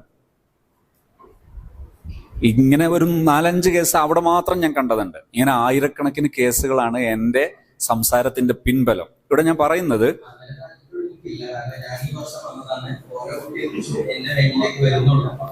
ഞാനെന്താ വിചാരിക്കാം, ഓരോ കുട്ടിയും നല്ല കുട്ടിയാണ്, എങ്ങനെയാണ് പ്രതികരിക്കുന്നത് ഫസ്റ്റായിട്ട് ക്ലാസ് ഇരിക്കുമ്പോ ഉണ്ടാവും. നേരത്തെ ഞാൻ ആ കുട്ടിയെ കുറിച്ച് മനസ്സിലാക്കിയതല്ല. അവിടെ സോറി, ഞാൻ പറഞ്ഞതിന് ചെറിയൊരു മീനിങ് കൂടിയുണ്ട്. അതായത് നമ്മുടെ മുൻധാരണ എന്ന് പറയുന്നത് കോൺഷ്യസ് ആൻഡ് അൺകോൺഷ്യസ്. അൺകോൺഷ്യസ് എന്ന് പറഞ്ഞാൽ നമ്മുടെ കുട്ടിക്കാലം മുതലേ നമ്മൾ അറിയാതെ സ്റ്റോറേജ് ആയ ടീച്ചിങ് സ്റ്റോറേജ് ധാരാളം ഉണ്ടാകും. അതിൽ ഏതൊരു കുട്ടിയും അവൻ യുനീക്കാണ് എന്ന ബോധ്യം നമ്മുടെ ഉള്ളിൽ തിളങ്ങി നിൽക്കാത്ത കാലത്തോളം നമ്മളെ പ്രഡിക്ഷൻ അവൈലബിൾ ആണ്. എന്ന് പറഞ്ഞാൽ നിങ്ങൾ ഉസ്താദ് സന്നദ്ധമാണെങ്കിൽ നമുക്ക് ഇവിടെ നിന്ന് സ്റ്റാർട്ട് ചെയ്യാം. നിങ്ങൾ ഒരു 3 ആഴ്ചയെങ്കിലും നിങ്ങൾ സമയമിടൂ. ഒരു 3 ആഴ്ചയെങ്കിലും നിങ്ങൾ സമയം കാണൂ. അതിൽ ഒരു ദിവസം കൂടെ കഴിഞ്ഞിട്ട് അടുത്തൊരു ദിവസം വീണ്ടും നിങ്ങൾ ആ കുട്ടിയെ ജസ്റ്റ് അഡ്രസ് ചെയ്യുന്നു, സലാം പറയുന്നു, ആർ യു ഹാപ്പി?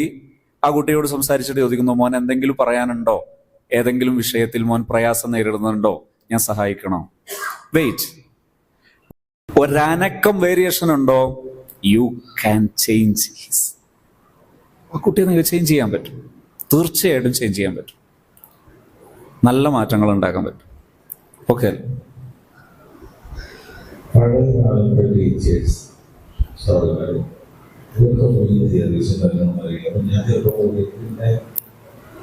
ഉള്ള സത്യം മലയാളം എഴുത്ത്, ഇംഗ്ലീഷ് എഴുത്ത്, അറബിക് എഴുത്ത് സംബന്ധമായിട്ട് കുറച്ചൊക്കെ കിട്ടിയില്ല.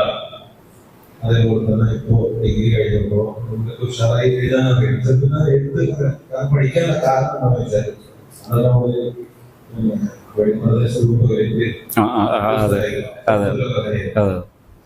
മലയാളം പഠിച്ചാൽ ഒരു കൈയോളം ചെയ്തു. കാരണം തലേ ദിവസം ടീച്ചർ പഠിപ്പിച്ചു, ഭവാനി ടീച്ചർ, സരസ്വതി അവരോടൊന്നും പക്ഷെ എഴുതിയ ആ വളരെ കൃത്യമായിട്ട് ഒരു കയ്യില് എഴുതി പഠിച്ച് പോകാണ്. അപ്പൊ അവരൊന്നും എന്തായിട്ടില്ല. ഇങ്ങനെ ക്ലാസ്സിൽ യൂസ് ചെയ്ത് കണ്ടിട്ടില്ല.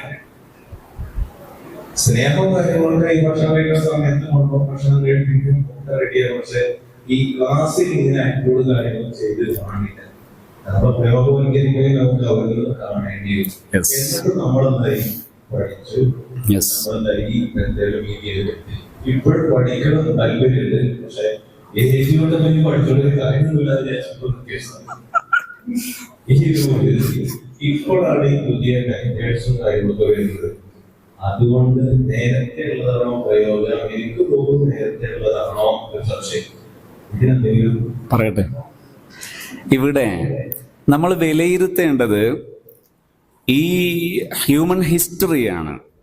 ഹിസ്റ്റോറിക്കലി ടീച്ചിങ് മെത്തഡോളജീസ് കടന്നു വന്ന ആ ഒരു ലൈൻ അത് വിലയിരുത്തണം. അങ്ങനെ വിലയിരുത്തുമ്പോൾ ലോകത്തെ മനുഷ്യരിൽ ലോകം വിലയിരുത്തിയ നല്ല അധ്യാപകനാണ് പ്രവാചകർ മുഹമ്മദ് നബി സല്ലല്ലാഹു അലൈഹി വസല്ലം.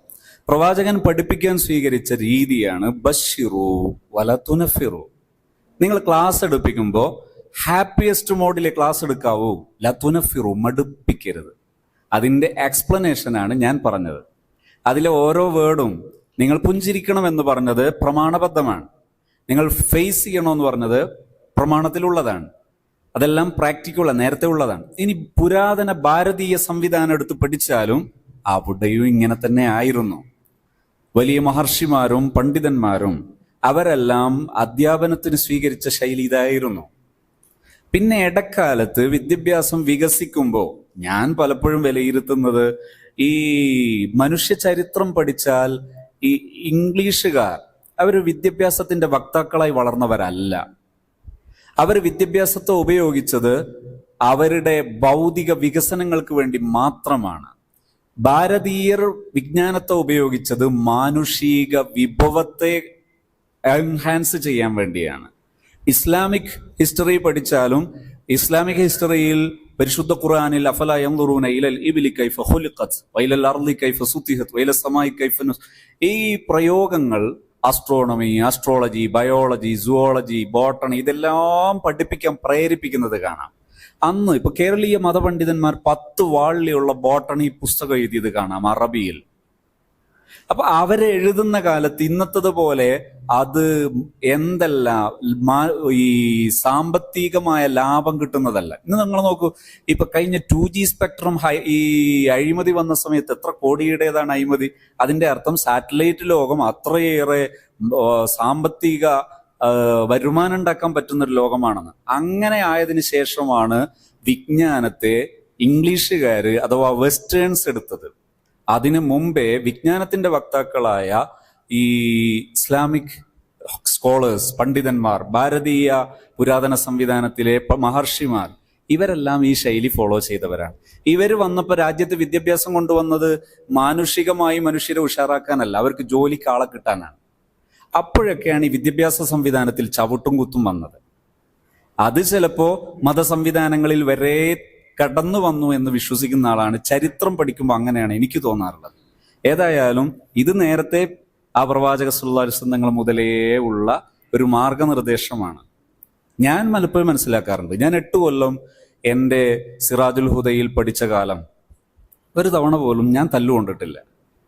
ഒരു എടാന്നോ അല്ലെങ്കിൽ ഒരു പോടാന്നോ അല്ലെങ്കിൽ ഒരു അസഭ്യം തോന്നുന്ന സഭ്യേതരമായ ഏതെങ്കിലും വാക്ക് ഞാൻ കേട്ടിട്ടില്ല.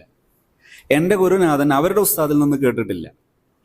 പേരോട് ഉസ്താദിന്റെ ഉസ്താദിൽ നിന്ന് ഒരു തവണ പോലും തല്ലുകൊള്ളുകയോ അല്ലെങ്കിൽ ഒരു അസഭ്യം കേൾക്കുകയോ ചെയ്തിട്ടില്ല. അവരുടെ ഉസ്താദിൽ നിന്നും കേട്ടിട്ടില്ല. ഒരു തവണ പോലും അസഭ്യം കേൾക്കുകയോ തല്ലുകൊള്ളുകയോ ചെയ്തിട്ടില്ല. ഇതാണ് എൻ്റെ ഒരു പരിചയം. ഇവിടെ എനിക്ക് പറയാനുള്ളത്, ഏതായാലും നല്ല ഒരു ശൈലിയാണ് ഇത് ഇപ്പോൾ ഞാൻ സൂചിപ്പിച്ചത്. അതൊരു മാനുഷികമായി എല്ലാവരും അംഗീകരിക്കുന്ന ഒന്നാണ്. പുഞ്ചിരിക്കൽ നല്ലതാണ്, എല്ലാവർക്കും ഇഷ്ടമാണ്. ഒന്ന് പരിഗണിക്കൽ, ഒന്ന് ഫേസ് ചെയ്യൽ എല്ലാവർക്കും ഇഷ്ടമാണ്. അതുപോലെ ഒന്ന് അഭിനന്ദിക്കൽ, വിഷ് ചെയ്യൽ എല്ലാവർക്കും ഇഷ്ടമാണ്. മനുഷ്യന്റെ ബേസിക് നീഡാണ്. അതുകൊണ്ട് ഇതാണ് നേരത്തെ ഉള്ളത്, ഇതാണ് തുടർച്ച. എവിടെയോ ചെറുതായിട്ടല്ലാത്തതുണ്ടെങ്കിൽ നാം നല്ലവരെ വിമർശിക്കൊന്നും വേണ്ട. പക്ഷെ നല്ലവരായാലും അവരിൽ നിന്ന് ഇത്തരം ഒരു സംഗതി ഉണ്ടെങ്കിൽ അതിനെ മഹത്വവൽക്കരിക്കാനുള്ള ബാധ്യത നമുക്കില്ല. എന്ന് പറഞ്ഞാൽ ഒരു അധ്യാപകന്റെ കയ്യിലെ ആയുധം അല്ല സ്റ്റിക്ക്. പാടത്തിറങ്ങുന്ന കാളപൂട്ടുകാരന്റെ ആയുധമാണ് സ്റ്റിക്ക്. അതെടുക്കേണ്ടി വരുമ്പോ അധ്യാപകൻ അവന്റെ സാന്ദർഭിക ഭാഷ കൊണ്ട് പറയുന്നു, ഐ ആം ഫെയിലിയർ, എന്റെ പ്രൊഫഷനിൽ ഞാൻ പരാജയപ്പെടുന്നു എന്ന് ദയനീയമായി വിളിച്ചു പറയുന്നതാണ് അധ്യാപകന്റെ കയ്യിലെ വടി. മികവുറ്റ അധ്യാപകന്റെ സിമ്പൽ അല്ല വടി എന്നത്, അതൊരു പരമസത്യമാണ്. ആരാലും അംഗീകൃതമാണ്. കാരണം ഏത് വടിയെടുത്തവൻ ഒരു കാര്യം അംഗീകരിക്കും. എന്താ? അവരംഗീകരിക്കുന്നതാണ് വടി എടുക്കാതെ പറ്റുമെങ്കിൽ അതന്നെയാണ് നല്ലത്. വയ്യാത്തത് കൊണ്ടാണ്, അഥവാ പരാജയപ്പെടുന്നു എന്നത് സമ്മതിക്കലാണ്. ഏതെങ്കിലും മഹാന്മാർ പരാജയപ്പെട്ടത് നമ്മൾ കുട്ടിഘോഷിക്കണ്ട, നമ്മൾ അവരെ പിന്നാലെ കൂടേണ്ടതുമില്ല. ഓക്കെ. നമ്മൾ ഈ 5 കാര്യങ്ങളാണ് ക്ലാസ്സിൽ നമ്മൾ പ്രാക്ടീസ് ചെയ്യേണ്ടതെന്ന് പറഞ്ഞു. അപ്പോൾ ക്ലാസ്സിൽ ഫുൾ പെർഫെക്റ്റ് ആയ കുട്ടികൾ, അവരോടൊരു വിവേചനമാവില്ല ശരിക്കും ഇത്. കാരണം എന്ന് വെച്ചാൽ മറ്റവർക്ക് ഇവർക്ക് ഈക്വൽ അല്ലേ. അതിന്റെ ചോദ്യം വളരെ ശ്രദ്ധേയമായ ചോദ്യമാണ്. അതായത് നമ്മൾ ക്ലാസ്സിൽ എല്ലാവരോടും ഈ നല്ല രീതിയിൽ ബിഹേവ് ചെയ്താൽ ഈ പെർഫെക്റ്റ് ആയ ആൾക്കാർക്ക് സ്പെഷ്യലായിട്ടൊന്നും കിട്ടാനില്ലല്ലോ. അവർ നല്ല പോയിന്റാണ്. അവർക്ക് നാം റിവാർഡ് സിസ്റ്റങ്ങൾ രേഖപ്പെടുത്തിയാൽ മതി. ക്ലാസ്സിൽ ഒരു കുട്ടി പുലർത്തുന്ന മികവുകൾക്ക് റിവാർഡുകളാണ് ഏറ്റവും നല്ല എഡ്യൂക്കേഷണൽ സിസ്റ്റം. റിവാർഡുകളാണ് അതിന് ഏറ്റവും നല്ല സിസ്റ്റം. അതിനെന്താവശ്യമില്ല, അല്ലാത്ത നന്മക്ക് പേരിൽ. ഇപ്പോൾ ഒരു ക്ലാസ്സിൽ ഒരു കുട്ടി വരുന്നത് നല്ലതല്ലേ? ക്ലാസ്സിൽ വരിക എന്നത് ഈ ഇരിക്കുന്ന എല്ലാവർക്കും ഇല്ലേ? അപ്പൊ എല്ലാവർക്കും പുഞ്ചിരിക്ക് കൊടുക്കാം, എല്ലാവർക്കും ഐ കോണ്ടാക്ട് കൊടുക്കാം, എല്ലാവർക്കും വിഷിങ് കൊടുക്കാം. സ്പെഷ്യലായിട്ട് ഒരു നേട്ടമുള്ള കുട്ടിക്ക് അവർക്ക് റിവാർഡ് കൊടുക്കാം. അപ്പൊ വിവേചനമില്ല. മറ്റത് ഒരാളുടെ നൈതികമായി ഒരാൾക്ക് കിട്ടേണ്ടിയിരുന്ന റൈറ്റ് നാം ലംഘിക്കേണ്ടി വരുന്നു. ഓക്കെ അല്ലേ? എല്ലാവർക്കും വരാം കേട്ടോ, നാളെ എല്ലാവരും ഇതിൽ ഇടപെടട്ടോ.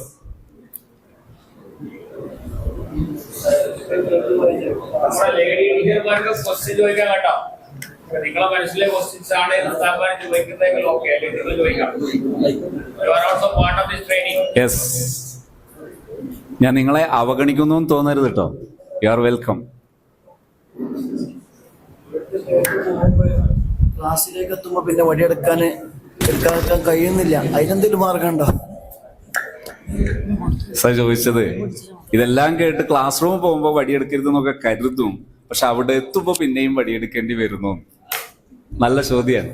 അവിടെ ചെയ്യേണ്ടത് ഇത് കണ്ടിന്യൂ ആയിട്ട് പ്രോസസ്സിങ്ങിൽ വരണം. നിങ്ങൾക്ക് വടിയെടുക്കേണ്ടി വരുന്ന ആ ഒരു പ്രയാസം എന്താണോ ജസ്റ്റ് നോട്ട് ചെയ്യുക. സീരിയസ് മാറ്റർ ആണെങ്കിൽ നമുക്ക് ഗ്രൂപ്പ് ഫോം ചെയ്തതിന് ശേഷം നിങ്ങൾ ഗ്രൂപ്പിൽ പ്രസന്റ് ചെയ്താൽ മതി. വിത്തിൻ 24 hours നമ്മൾ അതിൽ പ്രതികരിക്കും.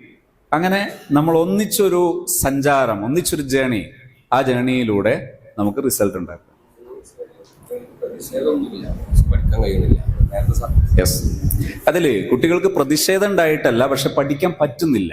അവിടെ 2 കാര്യമാണ് എനിക്ക് പറയാനുള്ളത്. ഒന്ന്, ക്ലാസ്സിൽ ലെസൺ പ്ലാൻ തയ്യാറാക്കുന്ന സമയത്ത് നമ്മുടെ VAK ആപ്ലിക്കേഷൻ കൊണ്ടുവരിക. അതായത് 3 ലാംഗ്വേജ്, 3 ഈ ക്യാരക്ടർ 3 ക്യാരക്ടറും കൂടി അപ്ലൈ ചെയ്തുകൊണ്ട് ലെസൺ പ്ലാൻ തയ്യാറാക്കുക. എന്നിട്ട് ആ രീതിയിൽ അവതരിപ്പിക്കുക. അപ്പൊ ആ ഒരു ക്ലാസ് അവതരിപ്പിക്കുമ്പോൾ ക്ലാസ് അവതരിപ്പിക്കുന്ന സമയത്ത് ഒരിക്കലും എന്ത് ചെയ്യരുത്, ഒരു വിഭാഗത്തെ മാത്രം കൊണ്ടുവരരുത്. പുസ്തകം എവിടെ തുടങ്ങരുത്? ക്ലാസ് അവതരിപ്പിക്കുന്നിടത്ത് വരരുത്. ക്ലാസ് അവതരിപ്പിക്കുമ്പോൾ പുസ്തകം ആവശ്യം വരരുത്. ക്ലാസ് പഠിച്ചതിന് ശേഷം പഠിച്ച ഒരു പാഠത്തെ കണക്ട് ചെയ്യാനാണ് പുസ്തകം ആവശ്യം വരേണ്ടത്. പുസ്തകം ആദ്യം എടുക്കരുത്. പുസ്തകം മാറ്റി വെച്ചിട്ട് വിഷയം നമ്മൾ ഒന്നിച്ച് ചർച്ച ചെയ്ത് പഠന വിധേയമാക്കുന്നു, പഠിക്കുന്നു. ഒരു ദിവസം ഞാനൊരു എക്സ്പീരിയൻസ് പറയാം. ഇതുപോലെ ട്രെയിനിങ് പ്രോഗ്രാം കഴിഞ്ഞിട്ട് നാം തുടർച്ച തീരുമാനിച്ചു. അങ്ങനെ അടുത്തൊരു ദിവസം ഒരു അധ്യാപകൻ എന്നെ കോണ്ടാക്ട് ചെയ്യുന്നു. എന്നോട് പറയുന്നു, സമയം വളരെ കുറവ്, സിലബസ് അനുസരിച്ച് ഞാൻ ബാക്കിലുമാണുള്ളത്, എനിക്ക് ഈ പറഞ്ഞ ഐഡിയ വല്ലതും പറഞ്ഞു തരാമോ, ഒന്ന് ഫാസ്റ്റ് ആക്കാൻ. ഞാൻ ആ സെഷനിൽ എന്ത് ചെയ്തിട്ടില്ല, ചാപ്റ്റർ പ്രിപ്പറേഷൻ ചെയ്തിട്ടില്ല. അതൊരു 2 സെഷൻ കഴിഞ്ഞതിന് ശേഷമുള്ള ഡേ ഫുൾ വർക്ക്ഷോപ്പ് ചെയ്യേണ്ടതുമാണ്. എന്നോട് ചോദിച്ചു, ഐഡിയ പറയാമോ? ഞാൻ ചോദിച്ചു, നിങ്ങൾ ഏതാ ക്ലാസ് പറഞ്ഞു. പാഠം പറയാൻ പറഞ്ഞു. ആ പാഠവും പറഞ്ഞു. അതിനുശേഷം ചോദിച്ചു, നിങ്ങൾക്ക് അതിൻ്റെ ഡയറക്ഷനുള്ള ഒരു പുസ്തകമുണ്ട്, സാധാരണ ടീച്ചിങ് മാനുവൽ, അതെടുക്കാൻ പറഞ്ഞു. അതെടുത്തു. അതിൽ ഈ ചാപ്റ്റർ പഠിച്ചാൽ കുട്ടിക്ക് കിട്ടിയിരിക്കേണ്ട ഔട്ട്കം മെൻഷൻ ചെയ്യുന്നുണ്ട്, അതും വായിക്കാൻ പറഞ്ഞു. വായിച്ചു. ശേഷം ഞാൻ ചോദിച്ചു, ഈ ഔട്ട്കം കുട്ടികളിൽ നിങ്ങൾക്ക് പ്രയോഗവൽക്കരിക്കാൻ എത്ര സമയം വേണം? അതിങ്ങനെ ആലോചിച്ചപ്പോൾ അയാൾ പറഞ്ഞു, എനിക്കൊരു 10 മിനിറ്റൊക്കെ മതി, ധാരാളമാണ്. 10 മിനിറ്റ് കൊണ്ട് ഈ ചാപ്റ്റർ അതിൻ്റെ ഔട്ട്കം കുട്ടികളിലേക്ക് എത്തിക്കാൻ കഴിയും. ഞാൻ പറഞ്ഞു, പുസ്തകം മാറ്റി വെക്കൂ, അത് ചെയ്യൂ. അത് പറഞ്ഞപ്പോൾ അദ്ദേഹം ചോദിച്ചു, അല്ല, വേറൊരു പ്രശ്നമുണ്ട്. ക്ലാസ് വേഗം തീർന്നാൽ ഉടനെ കുട്ടികൾ കളിക്കാൻ പോകാൻ ചോദിക്കും. അപ്പം ഞാൻ പറഞ്ഞു, നിങ്ങൾ ഫോണിൽ AI ഇല്ലേ? ഉണ്ട്, ഓപ്പൺ ചെയ്യൂ. ഈ ചാപ്റ്ററിന്റെ കണ്ടന്റ് അതിൽ ഇൻപുട്ട് കൊടുക്കാൻ പറഞ്ഞു. ക്ലാസ് മെൻഷൻ ചെയ്യാൻ പറഞ്ഞു. എന്നിട്ട് ആ ചാപ്റ്ററിനെ ഗെയിംഫിക്കേഷൻ ചോദിക്കാൻ പറഞ്ഞു. അതിൻ്റെ ഒരു 5 ഓപ്ഷൻ ചോദിക്കാൻ പറഞ്ഞു. അതിൻ്റെ ഗെയിംഫിക്കേഷൻ ചെയ്താൽ എന്ത് വേണ്ട, വേറെ കളി ആവശ്യമില്ല. അപ്പോ 10-15 മിനിറ്റിനുള്ളിൽ ചാപ്റ്റർ പഠിച്ചു കഴിഞ്ഞു. അധ്യാപകന്റെ ഇത് ഞാൻ അതിന്റെ ഒരു വ്യൂ പോയിന്റ് പറയാണ്. ആക്ച്വലി ഓരോ പാഠവും വ്യത്യാസം ഉണ്ടാകാം, സബ്ജക്റ്റ് മാറുമ്പോഴും ഈ കണ്ടന്റ് മാറുമ്പോഴും ഒക്കെ വ്യത്യാസങ്ങൾ വരാം. ഈ ഫാസ്റ്റ് ആകാനുള്ള വഴിയാണ് പാഠം പഠിച്ചതിന് ശേഷം പഠിച്ച പാഠത്തെ കണക്ട് ചെയ്യാനുള്ള ടൂള് മാത്രമാണ് പുസ്തകം. അങ്ങനെ ആകുമ്പോൾ വളരെ എളുപ്പം വിഷയങ്ങൾ പഠിക്കാൻ വിദ്യാർത്ഥികൾക്ക് കഴിയും, പഠിപ്പിക്കാൻ നമുക്കും പറ്റും. അപ്പോൾ പിന്നെ പ്രശ്നമില്ല, എളുപ്പം സാധിക്കും. ഈ ചോദ്യം ഉണ്ടാവില്ല പിന്നെ. അതായത് പ്രയാസമുള്ള കുട്ടികൾ അവരും നമ്മുടെ കൂടെ ഉണ്ടാവും. പ്രയാസമുള്ളവരെ ദയവായി ലതുനഫിറു, നിങ്ങളവരെ മടുപ്പിക്കരുത്. അവർക്ക് എങ്ങനെ സാറ്റിസ്ഫാക്ഷൻ നൽകാം എന്നൊരു അന്വേഷണ മനോഭാവം എങ്കിലും നാം കൊണ്ടു നടന്നാൽ എളുപ്പം നമുക്ക് ചാപ്റ്ററുകളെല്ലാം ലഘൂകരിച്ചു കൊണ്ടുവരാൻ കഴിയും. അങ്ങനെയാണ് പാഠപുസ്തകങ്ങൾ വീണ്ടും വീണ്ടും പരിഷ്കരിക്കപ്പെട്ടുകൊണ്ടിരിക്കുന്നത്. ഈ ഒരു മാനദണ്ഡത്തിലാണ് പാഠപുസ്തകം പരിഷ്കരിക്കുന്നത്. പാഠപുസ്തകങ്ങളിലെ മാർഗനിർദ്ദേശങ്ങളിലും നിരന്തരം ഇത് പറയുന്നുണ്ട്.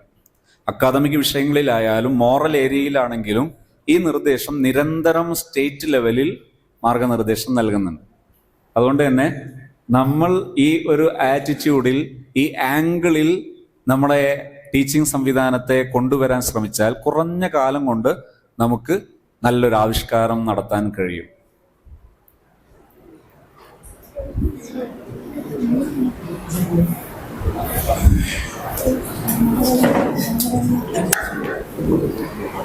നമ്മൾ ഈ ക്ലാസ്സിൽ പോകുമ്പോൾ ഇതൊക്കെ മനസ്സിലുണ്ടാവും. പക്ഷെ അവിടെ എത്തിയാൽ ഹോംവർക്ക് എഴുതാത്തവരുണ്ടാവും, പുസ്തകം കൊണ്ടുവരാത്തവരുണ്ടാവും, അതുപോലെ മറ്റു പല മൈനസ് ഉള്ളവരുണ്ടാവും. അപ്പം നമുക്ക് ഇതെല്ലാം ഓർമ്മ വരിക. അവരോട് ചെയ്യേണ്ട കാര്യങ്ങളുണ്ടല്ലോ, അപ്പം നമ്മളെ സ്വഭാവമൊക്കെ മാറിപ്പോവും. അപ്പം അതിൽ നിന്ന് എന്താ ഇവിടെ എന്താ നല്ലത്?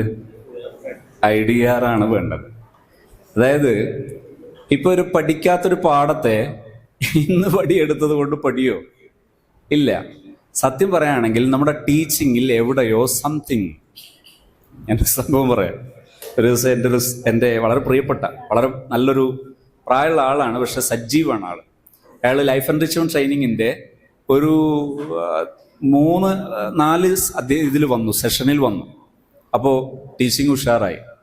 അപ്പോൾ പിന്നെ അദ്ദേഹം പല തിരക്കായിട്ട് വന്നില്ല. അങ്ങനെ കുറേ കാലം കഴിഞ്ഞതിന് ശേഷം വീണ്ടും ലെറ്റിൽ വന്ന് ജോയിൻ ചെയ്തു. അപ്പം എന്നോട് പറഞ്ഞു, ഇന്ന് ഞാൻ ഒരു പ്രശ്നമായിട്ട് വന്നതാ. എന്താ അത്? നമ്മളെ ലെറ്റ് സ്റ്റാർട്ട് ചെയ്തതിന് ശേഷം വടിയൊക്കെ തീരെ ഒഴിവാക്കി, ടീച്ചിങ് ഒക്കെ ഫാസ്റ്റായി. അപ്പോൾ പിന്നെ തിരക്കുമായി, കുറച്ച് ബുദ്ധിമുട്ടുമായപ്പോൾ നിർത്തിയതായിരുന്നു. ഇന്നലെ വടി എടുക്കേണ്ടി വന്നു. അപ്പോൾ പിന്നെ വീണ്ടും വരലാൻ നല്ലതെന്ന് കരുതിയിട്ട് വീണ്ടും ജോയിൻ ചെയ്തതാണെന്ന് പറഞ്ഞു.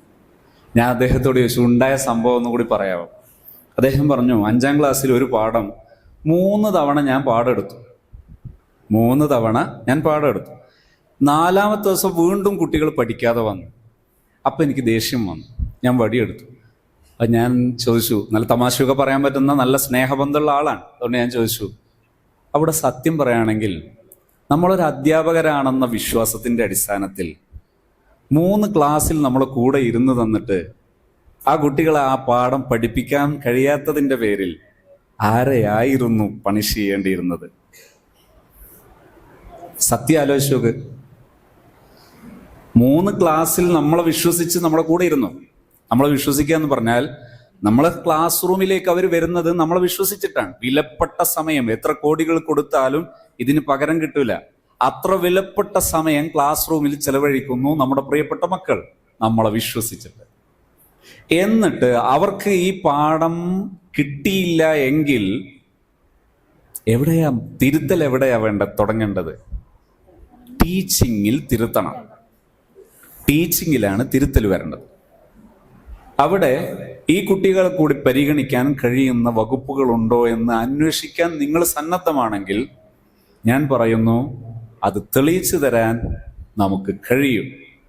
ഹാപ്പി സോൺ എന്ന പേരിൽ ഇങ്ങനെ ഒരു ടീം ഡെവലപ്പ് ചെയ്തിറങ്ങാനുണ്ടായ ഒരു കാരണം ഇതാണ്. 1000കണക്കിന് മക്കൾ നമ്മുടെ സ്ഥാപനങ്ങളിൽ വന്നു പോകുമ്പോൾ, അത് പൊതുസ്ഥാപനങ്ങളിലും നമ്മുടെ പ്രൈവറ്റ് സോണിലാണെങ്കിലും, അവർക്ക് ലഭിക്കേണ്ടത് കിട്ടാതെ പോകുന്നതിൻ്റെ ശരിയായ കാരണം വിദ്യാഭ്യാസ സംവിധാനത്തിൻ്റെ പുനരാവിഷ്കരണത്തിൻ്റെ അഭാവമാണ്.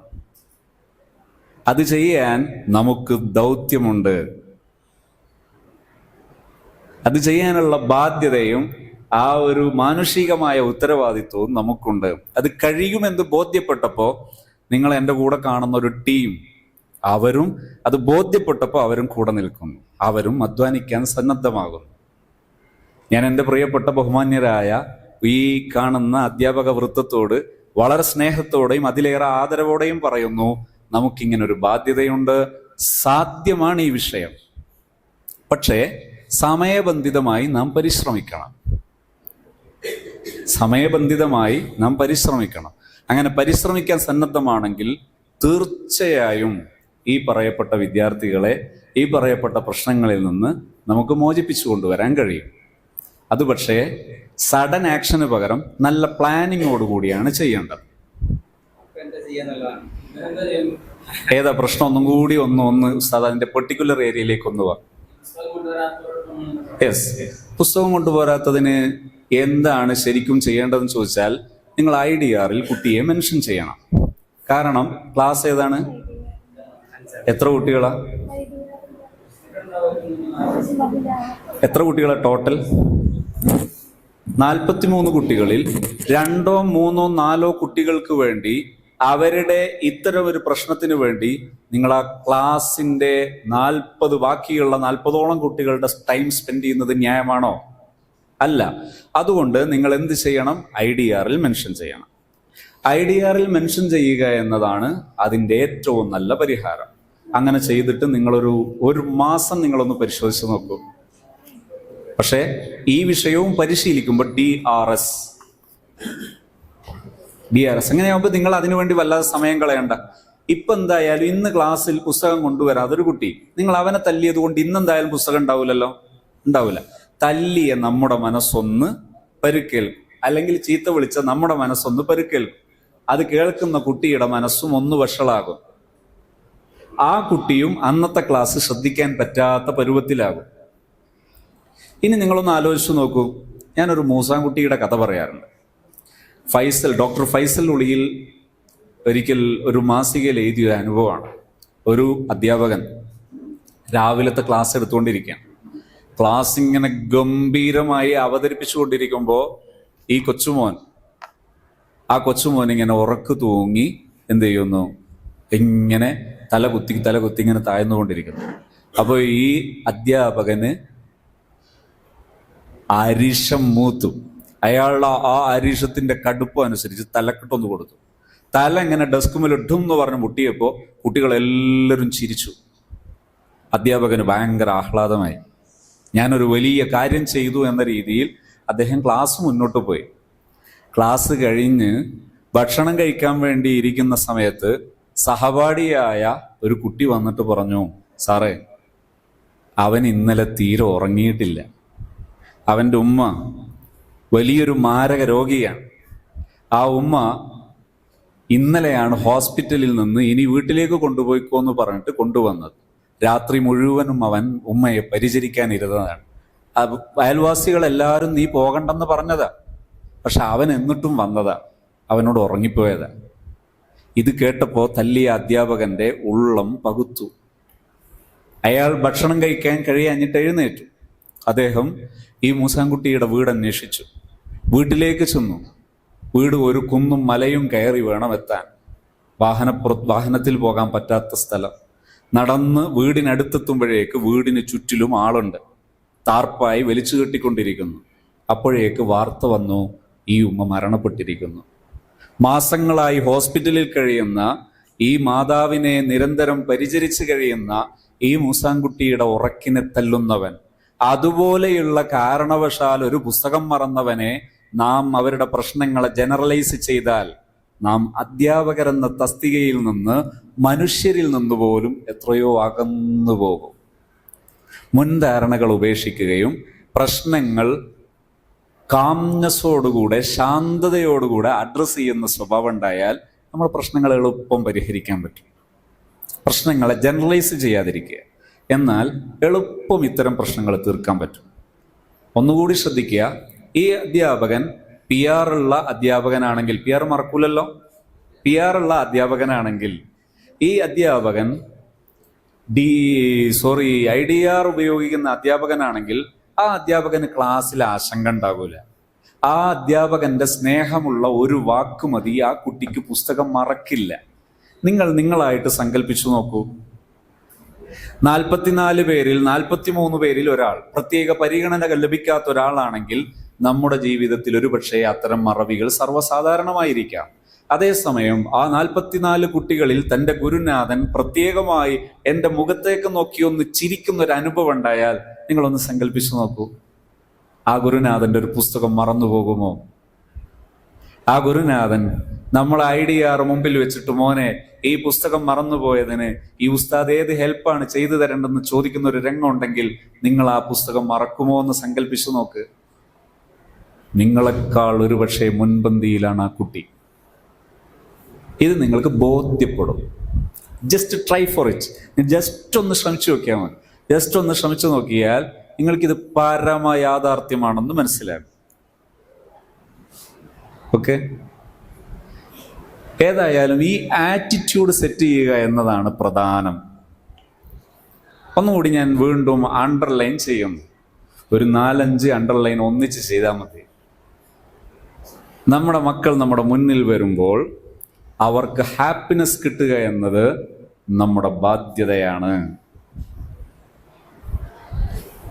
അതോടൊപ്പം നടക്കുന്ന പ്രോസസ്സാണ് എഡ്യൂക്കേഷണൽ പ്രോസസ്. അധ്യാപനം അതിൻ്റെ കൂടെ നടക്കുന്ന പ്രോസസ്സാണ്. അതില്ലാതെ നാം അധ്യാപനം നടത്തുമ്പോൾ മാനുഷികത എന്നതിൽ നിന്ന് നാം പുറത്തു തെറിച്ചു പോകും. അത് വളരെ ഗുരുതരമാണ്. മാനുഷികതയുടെ പുറത്തേക്ക് ഒരു അധ്യാപകൻ, ഒരു അധ്യാപിക ആവുക എന്നത് ടു ഡേഞ്ചർ, വളരെ അപകടകരമാണ്, വളരെയേറെ പ്രശ്നമാണത്. ഞാൻ ഇത്രയൊക്കെ പറഞ്ഞാലും നിങ്ങൾക്ക് എതിർവശം തോന്നുന്നുണ്ടെങ്കിൽ എതിർവശം തന്നെയാട്ടോ നിങ്ങൾ പറയേണ്ടത്. അപ്പോഴാണ് നമ്മൾ യാഥാർത്ഥ്യത്തിലെത്തുക. അല്ലെങ്കിൽ സത് പറഞ്ഞ പോലെ ക്ലാസ്സിലെത്തുമ്പോൾ നമ്മൾ അറിയാതെ മാറും. നമ്മളെ മനസ്സ് ഇവിടെ നിന്ന് പിരിയുമ്പോൾ തോന്നണം, എൻ്റെ കുട്ടി, ആ കുട്ടിക്ക് എൻ്റെ ക്ലാസ്സിൽ വരുമ്പോൾ എന്നെ വിശ്വസിക്കാം. കുട്ടി മാനസികമായി നോവൂല, കുട്ടി ശാരീരികമായി നോവൂല, കുട്ടിയുടെ റൈറ്റ്സ് കുട്ടിക്ക് കിട്ടും, എന്നെ കുട്ടിക്ക് വിശ്വസിക്കാം. ഇങ്ങനെ നമുക്ക് ആ കുട്ടികൾക്ക് മെസ്സേജ് നൽകാൻ കഴിയണം. അപ്പോൾ നമ്മൾ ടീച്ചറാണ്, നമ്മൾ ഉസ്താദാണ്. അല്ലെങ്കിൽ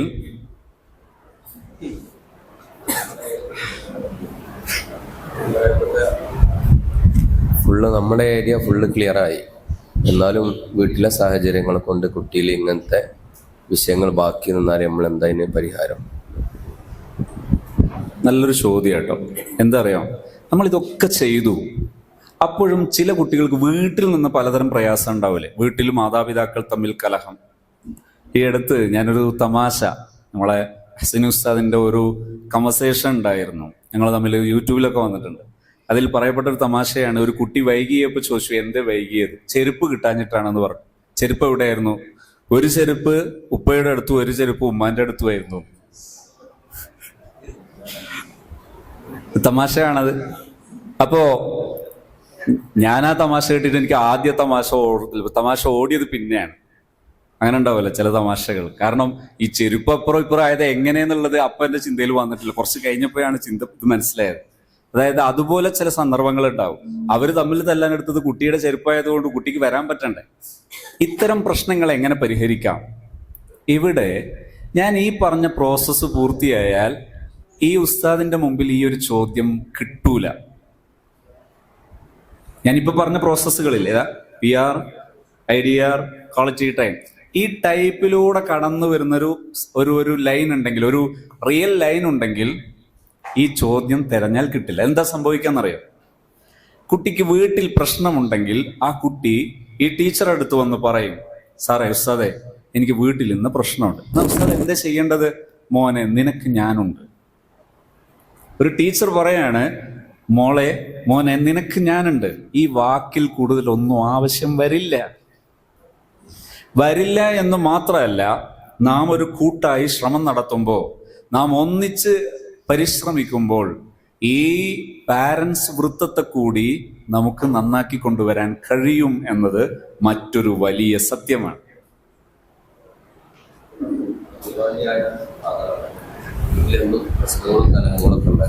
ഈ കുട്ടിയിൽ അത് ക്ലാസ് റൂമിൽ ഫീൽ ചെയ്യൂല, നമ്മൾ എന്ത് കളി കളിച്ചാലും. അതായത് വീട്ടിൽ മദ്യപാനിയായ പിതാവാണ്, നമ്മൾ എത്ര ഉപദേശിച്ചാലും നേരെയാകൂല. ശരിയാണ്. നിങ്ങൾ ഈ കുട്ടിക്ക് ഇവിടെ വെച്ച് നല്ല പിന്തുണ നൽകുന്നു, കുട്ടിക്ക് നൽകാവുന്ന വിഭവങ്ങളൊക്കെ നൽകുന്നു. എന്നാൽ നിങ്ങളൊരു സത്യം അറിയും, ഞാൻ നിരവധി മദ്യപാനികളെ കണ്ടു. മദ്യപാനം ഇല്ലാതാക്കാൻ വേണ്ടി ഫോമൽ മെത്തേഡിൽ സൈക്കോളജി പഠിക്കുകയും അതിനുവേണ്ടി മെഡിസിൻ സപ്പോർട്ടോടുകൂടി ധാരാളം പ്രോസസ്സിങ്ങുകൾ നടത്തുന്ന ഇഷ്ടം പോലെ സിസ്റ്റങ്ങളുണ്ട്. എന്നാൽ അതിനേക്കാൾ മേലെയുള്ളൊരു പരമസത്യമുണ്ട്. ഞാൻ എൻ്റെ ഒരു എക്സ്പീരിയൻസ് പറഞ്ഞാലാണ് അത് വേഗം മനസ്സിലാകുക. ഒരു ദിവസം ഞാനൊരു പ്രഭാഷണം കഴിഞ്ഞ് സുബഹിയോട് അടുത്ത സമയമാണ് ഞാൻ എൻ്റെ സ്ഥാപനത്തിലെത്തുന്നത്. കുറച്ചു മുമ്പാണ്. അങ്ങനെ എത്തി സുബഹി നിസ്കരിച്ചപ്പോൾ അവിടെ ഉള്ളൊരു ചെറുപ്പക്കാരൻ എന്നോട് ചോദിച്ചു, ഞാനൊരു രംഗം കാണിച്ചു തരട്ടെ ഉസ്താദ്, അതൊന്ന് പുറത്തിറങ്ങും. അപ്പം ഞാൻ ചെന്നു. അപ്പോൾ ഫുട്പാത്തിൽ നിന്ന് ഒരാളിങ്ങനെ വേച്ച് എഴുന്നേറ്റ് വരും. ഞാൻ വരുന്ന സമയത്ത് ഇദ്ദേഹത്തെ ഞാൻ കണ്ടിട്ടുണ്ട്. ഫുട്പാത്തിൽ ഒരു നായയെ കെട്ടിപ്പിടിച്ച് ഉറങ്ങുകയാണ്. ഇദ്ദേഹം 30 വർഷമായി മദ്യപാനിയാണ്. എന്നോട് ചോദിച്ചു, ഇയാളൊരു നല്ല തറവാട്ടിലൊരാളാണ്, ഇദ്ദേഹത്തെ രക്ഷപ്പെടുത്തി കൊണ്ടുവരാൻ വല്ല വഴിയുണ്ടോ? അന്ന് ഞാൻ ഇതും പ്രാക്ടീസ് ചെയ്തിട്ടില്ല. ഞാൻ പറഞ്ഞു, നമുക്ക് ശ്രമിക്കാം, ഞാൻ എന്താ ചെയ്യേണ്ടതെന്ന് പറഞ്ഞു തന്നാൽ ഞാൻ എൻ്റെ കൂടെ, നീ അതിൻ്റെ വഴി തുടങ്ങിക്കോ. അപ്പോൾ അവൻ ചെറുപ്പക്കാരനാണ്. അവൻ പറഞ്ഞു, ഞാൻ അയാളോട് സംസാരിക്കാം. അയാൾ ഇടയ്ക്കിടയ്ക്ക് നിങ്ങളെപ്പറ്റി പറയുന്നത് കേട്ടിട്ടുണ്ട്, അതുകൊണ്ട് നിങ്ങളോടൊരു മതിപ്പുണ്ട്, നിങ്ങൾ കാണാൻ വേണ്ടി വിളിച്ചാൽ അയാൾ വരാൻ ചാൻസ് ഉണ്ടെന്ന് പറഞ്ഞു. അപ്പോൾ പറഞ്ഞു, എന്നാൽ ഓക്കെ, ഒരു നല്ലൊരു ഓപ്പണിംഗ് ആണല്ലോ. അപ്പോൾ എന്താ കണ്ടീഷൻ പറയാ? ചുരുങ്ങിയത് 5 സമയം മദ്യപിക്കും.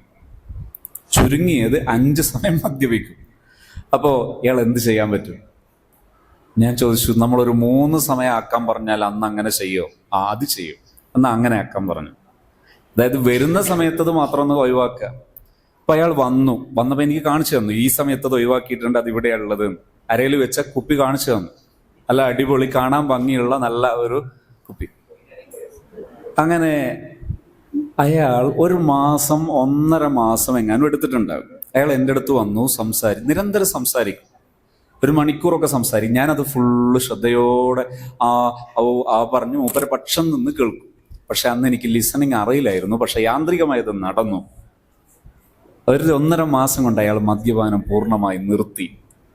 അയാൾ മദ്യപിക്കാനുള്ള ഏക കാരണം ഫാമിലിയിൽ നിന്നുള്ള അദ്ദേഹത്തോടുള്ള അറ്റാച്ച്മെന്റിലെ ഒരു പ്രയാസമായിരുന്നു. അതിന് പകരം അത് വെന്റിലേറ്റ് ചെയ്യാൻ, അതൊന്ന് ഇറക്കി വെക്കാൻ ഒരിടം കിട്ടിയപ്പോൾ അദ്ദേഹം മദ്യപാനം നിർത്തി. ഇതൊരു പരമസത്യമാണ്. മനുഷ്യന്റെ മനസ്സിന് ഏതെങ്കിലും ഒരിടത്തു നിന്ന് കൃത്യമായ ഒരു സ്നേഹം ലഭിച്ചാൽ മദ്യപാനം നിർത്തുക എന്നത് പണിയേ അല്ല. പക്ഷേ ഞാനിപ്പോൾ പറഞ്ഞതുപോലെ DRS എന്ന ലെവലിൽ, സ്കിൽ ലെവലിൽ നാം പരിശീലിക്കണം. അങ്ങനെ പരിശീലിച്ചിട്ട് ഒരാൾ ലിസണിങ് പരിശീലിച്ചാൽ വളരെ ഭംഗിയായിട്ട് നിങ്ങൾക്ക് മദ്യപാനം നിർത്താൻ പറ്റും. അതിന് കുട്ടിയെ ടൂളാക്കാം. നമ്മൾ കുട്ടിയെ നന്നായി ഡെവലപ്പ് ചെയ്യുന്നു. പാരൻസിന് എങ്ങനെയാണ് സ്നേഹം നൽകേണ്ടത് എന്ന് പഠിപ്പിക്കുന്നു. സ്നേഹം നൽകൽ എളുപ്പമല്ലേ? നമ്മളെ PR പഠിച്ചാൽ സ്നേഹം നൽകാൻ ചിലവില്ല, വളരെ എളുപ്പമാണ്. PR പഠിച്ചാൽ സ്നേഹം നൽകാൻ വളരെ എളുപ്പമാണ്. ഈ എളുപ്പമുള്ള വഴികൾ കുട്ടിയെ പരിശീലിപ്പിക്കുന്നു. അങ്ങനെ പരിശീലിപ്പിച്ചാൽ തന്നെ ഈ മദ്യപാനിയായ പിതാവ് മാറും. ഇനി ഈ മദ്യപാനിയായ പിതാവ് മാറിയിട്ടില്ലെങ്കിൽ പോലും നമുക്ക് കുട്ടിയെ രക്ഷിക്കാൻ വളരെ എളുപ്പം സാധിക്കും. ആ കുട്ടി ഈ സ്ഥാപനത്തിന്റെ അഡിക്റ്റ് ആയിരിക്കും, ഈ ടീച്ചറുടെ, ഈ ഉസ്താദിന്റെ അഡിക്റ്റ് ആയിരിക്കും. ഈ ഉസ്താദ് എന്നത് ആ കുട്ടി എന്ന അധ്യായത്തിലെ അവസാന വാക്കായിരിക്കും. ഏതായാലും ഇതൊരു നല്ലൊരു ചിന്തയായി വരേണ്ടതാണ്. സിമ്പിൾ മാറ്റർ ആണെങ്കിലും ഇതാണ് ഒരു ബിഗ്ഗസ്റ്റ് സർക്കിൾ. ഒരു അധ്യാപനം എന്ന പ്രോസസ്സ് പോകുമ്പോൾ, ഒരു എഡ്യൂക്കേഷണൽ സിസ്റ്റം പോകുമ്പോൾ ബിഗ്ഗസ്റ്റ് സർക്കിൾ ഇതാണ്. ഈ ആറ്റിറ്റ്യൂഡ് നാം എന്ന വൃത്തത്തിൽ നടപ്പിലാകുന്നുണ്ടോ എന്നതാണ് ഏറ്റവും ഇമ്പോർട്ടൻ്റ് ആയ ഒരു ക്വസ്റ്റ്യൻ മാർക്ക്. സമയം 12. നമ്മൾ ചോദ്യങ്ങളിലൂടെ തന്നെ പോരാട്ടോ. ഇനിയും ഇതേ മേഖല തന്നെയാണ് കൂടുതൽ സ്ഥിരപ്പെടേണ്ടത്. ഇത് സ്ഥിരപ്പെട്ട ബാക്കി എല്ലാം എളുപ്പമാണ്. ഇവിടുന്ന് അങ്ങോട്ടുള്ള ഭാഗങ്ങൾ പിന്നീട് എളുപ്പമാണ്. ഏറ്റവും പ്രധാനം ഇതാണ്.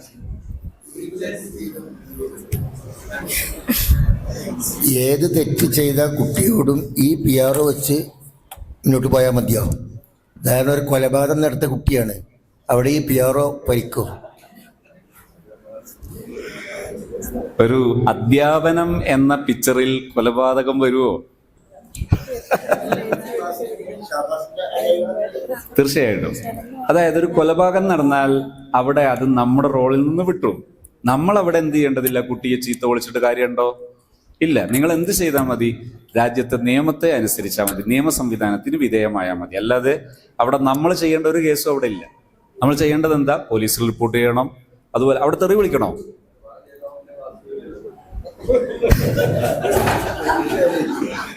ഇവിടെ ഈ ചോദ്യത്തിന്റെ ആ ചോദ്യം വരും എപ്പോന്നറിയോ? എവിടെ നമുക്കൊരു വടി വടിക്ക് ഇവിടെ ഒരു ചാൻസ്. ഇതൊരു വ്യാകുലതയാണ്. ഈ വ്യാകുലതയെ പറിച്ചെറിയുക എന്നതാണ് ഒരു ട്രെയിനിങ്ങിലൂടെ നടക്കേണ്ടത്. അത് പറ, ഒരു കൊല്ലം നടത്തിയാൽ നമ്മൾ ചീത്ത പറഞ്ഞിട്ട് കാര്യമുണ്ടോ? ഇല്ല. എന്ത് ചെയ്താൽ മതി? അവിടുത്തെ നിയമത്തിന് വിധേയമായാൽ മതി. അവിടെ ഒരു അധ്യാപനത്തിൽ ചീത്ത വിളിച്ചിട്ട് കാര്യമുണ്ടോ? ഉണ്ടോ സാർ? ഇല്ല. തല്ലിയിട്ട് കാര്യമുണ്ടോ? ഉണ്ടോ? അല്ല. യെസ്, അൽ അഫ്ആലുൽ മഹ്മൂദ, പോസിറ്റീവ് റീഇൻഫോഴ്സ്മെന്റ്. വെൽക്കം. ഇപ്പൊ ഇന്നത്തെ കാലത്ത് എങ്ങനെയാന്ന് വെച്ചാൽ കുട്ടികൾക്കൊക്കെ ടെക്നോളജി ഒരുപാട് ഇൻഫ്ലുവൻസ് ചെയ്യുന്നുണ്ട്. ഇപ്പൊ മൊബൈൽ ഫോണിന്റെ ഉപയോഗമാണെങ്കിലും അതെ, ചെറിയ കുട്ടികൾ മുതൽ കാർട്ടൂണായിട്ട്, ഗെയിമായിട്ട്, അങ്ങനെ ഒരുപാട് ഫോൺ ഉപയോഗിക്കുന്നുണ്ട്. അപ്പോൾ ഒരു അധ്യാപകർ എന്നുള്ള നിലയ്ക്ക് നമുക്ക് എങ്ങനെ അവരുടെ ഈ ഫോണിന്റെ ഉപയോഗം കുറയ്ക്കാൻ കഴിയും? അതില് ഫോൺ ചെയ്യേണ്ടത് ക്ലാസ് ഏതാണെന്ന് നോക്കണം. ടീച്ചർ ക്ലാസ് പറയാവോ? First standard. ഫസ്റ്റ് സ്റ്റാൻഡേർഡിലൊന്നും ഫോൺ യൂസേജിന്റെ ഗ്യാപ്പ് വല്ലാതെ ഇല്ല. അവിടെ ചെയ്യേണ്ടത് ഫേംനെസ് വിത്തൗട്ട് ആങ്കർ, ദേഷ്യമില്ലാതെ നിലപാടുകളാണ് രക്ഷിതാക്കൾ ചെയ്യേണ്ടത്. രക്ഷിതാക്കളുടെ റോളിലാണ് അത് വരിക. ക്ലാസ് റൂമിൽ നമുക്ക് എഡ്യൂക്കേറ്റ് ചെയ്യാം. ഒരു ടീച്ചർ, ഞാൻ നേരത്തെ പറഞ്ഞതുപോലെ, ഈ പെരുമാറ്റ രീതികളുള്ള ഒരു ടീച്ചറാണെങ്കിൽ ആ ടീച്ചർ ക്ലാസ് റൂമിൽ വെച്ച് ഫോണിനെ കുറിച്ച് പോസിറ്റീവ് ലാംഗ്വേജിൽ ഇൻസ്ട്രക്ഷൻ നൽകിയാൽ മതി. ശ്രദ്ധിക്കണേ, നിങ്ങൾ ഫോൺ ഉപയോഗിക്കരുത് എന്ന് പറയുന്നതിന് പകരം എന്ത് ചെയ്യണം എന്ന് പറയുന്ന ലാംഗ്വേജ് ആണ് പോസിറ്റീവ് ലാംഗ്വേജ്. നിങ്ങൾ ഫോൺ ഉപയോഗിക്കരുത് എന്ന് പറയുന്നതിന് പകരം എന്ത് ചെയ്യണം. സ്കൂൾ വിട്ടുപോയതിന് ശേഷം ഇത്ര സമയം കുട്ടികൾക്ക് അവൈലബിൾ ആണ്. അവിടെ ഈ സമയത്ത് എന്ത് ചെയ്യുന്നു, എന്തൊക്കെ ചെയ്യാം, ഇത് നിശ്ചയിച്ചു കൊടുക്കുകയാണ് ചെയ്യേണ്ടത്. നിശ്ചയിച്ചു കൊടുക്കുക എന്ന് പറഞ്ഞാൽ ഏകപക്ഷീയമായി നിശ്ചയിക്കേണ്ടതില്ല.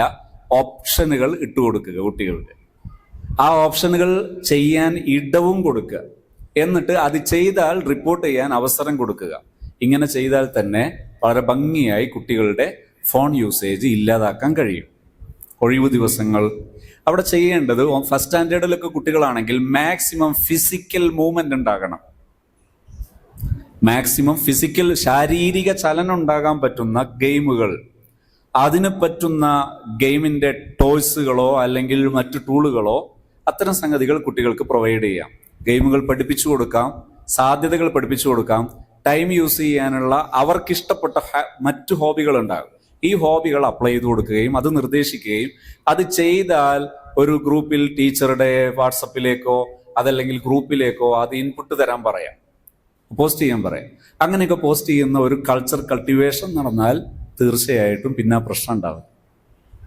അവിടെ പാരൻസിനെ എഡ്യൂക്കേറ്റ് ചെയ്യാം. നിങ്ങൾ ജസ്റ്റ് എന്ത് ചെയ്താൽ മതി?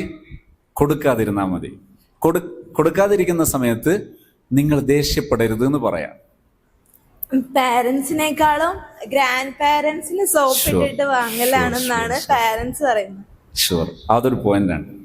അവിടെ നമുക്ക് അവിടെ ഒരു എക്സസിങ് ഉണ്ടോ എന്നുള്ളത് ഒരു പോയിന്റാണ്. എക്സസിങ് ഉണ്ടെങ്കിൽ അവിടെ ഒരു ടീച്ചർ ഗ്രാൻഡ് പാരന്റിനോട് പറയാണ്, വല്യപ്പ ഇങ്ങനെ ഒരു പ്രശ്നമുണ്ട് കുട്ടിയുടേത്, ഞാൻ പറയുന്ന പോലെ ചെയ്യാവോ എന്ന് ചോദിച്ചിട്ട് നമ്മൾ ഇങ്ങനെ പറഞ്ഞു കൊടുത്താൽ, അതായത് നമ്മൾ പറയുന്നത് ഇതാ കുട്ടിക്ക് ഞാൻ ഇങ്ങനെ വീട്ടിൽ നിന്ന് ചെയ്യാവുന്ന കുറെ കാര്യങ്ങൾ പറഞ്ഞു കൊടുത്തിട്ടുണ്ട്, അവന് കളിക്കാവുന്ന കളികളും കാര്യങ്ങളൊക്കെ പറഞ്ഞു കൊടുത്തിട്ടുണ്ട്, നിങ്ങൾ കൂടി ഒന്ന് സഹകരിച്ചാൽ കുട്ടി ഉഷാറാകും. അപ്പൊ വല്യപ്പ ചോദിക്കും, അവൻ എടുത്തു കൊണ്ടുപോകണം ടീച്ചറെ.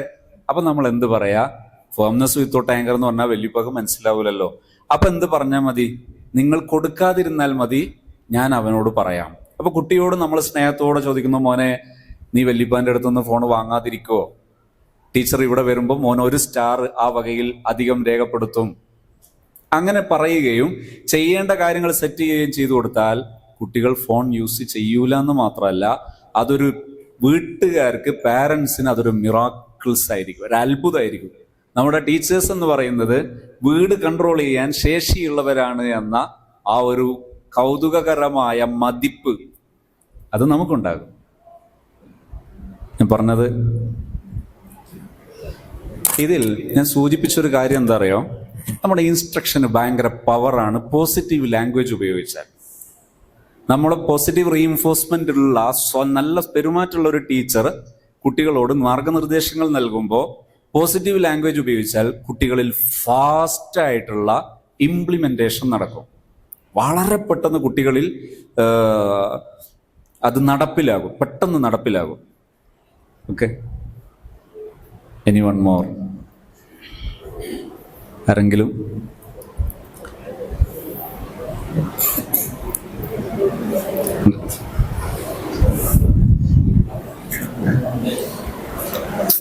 വിഷയം തസ്കിയാണ്.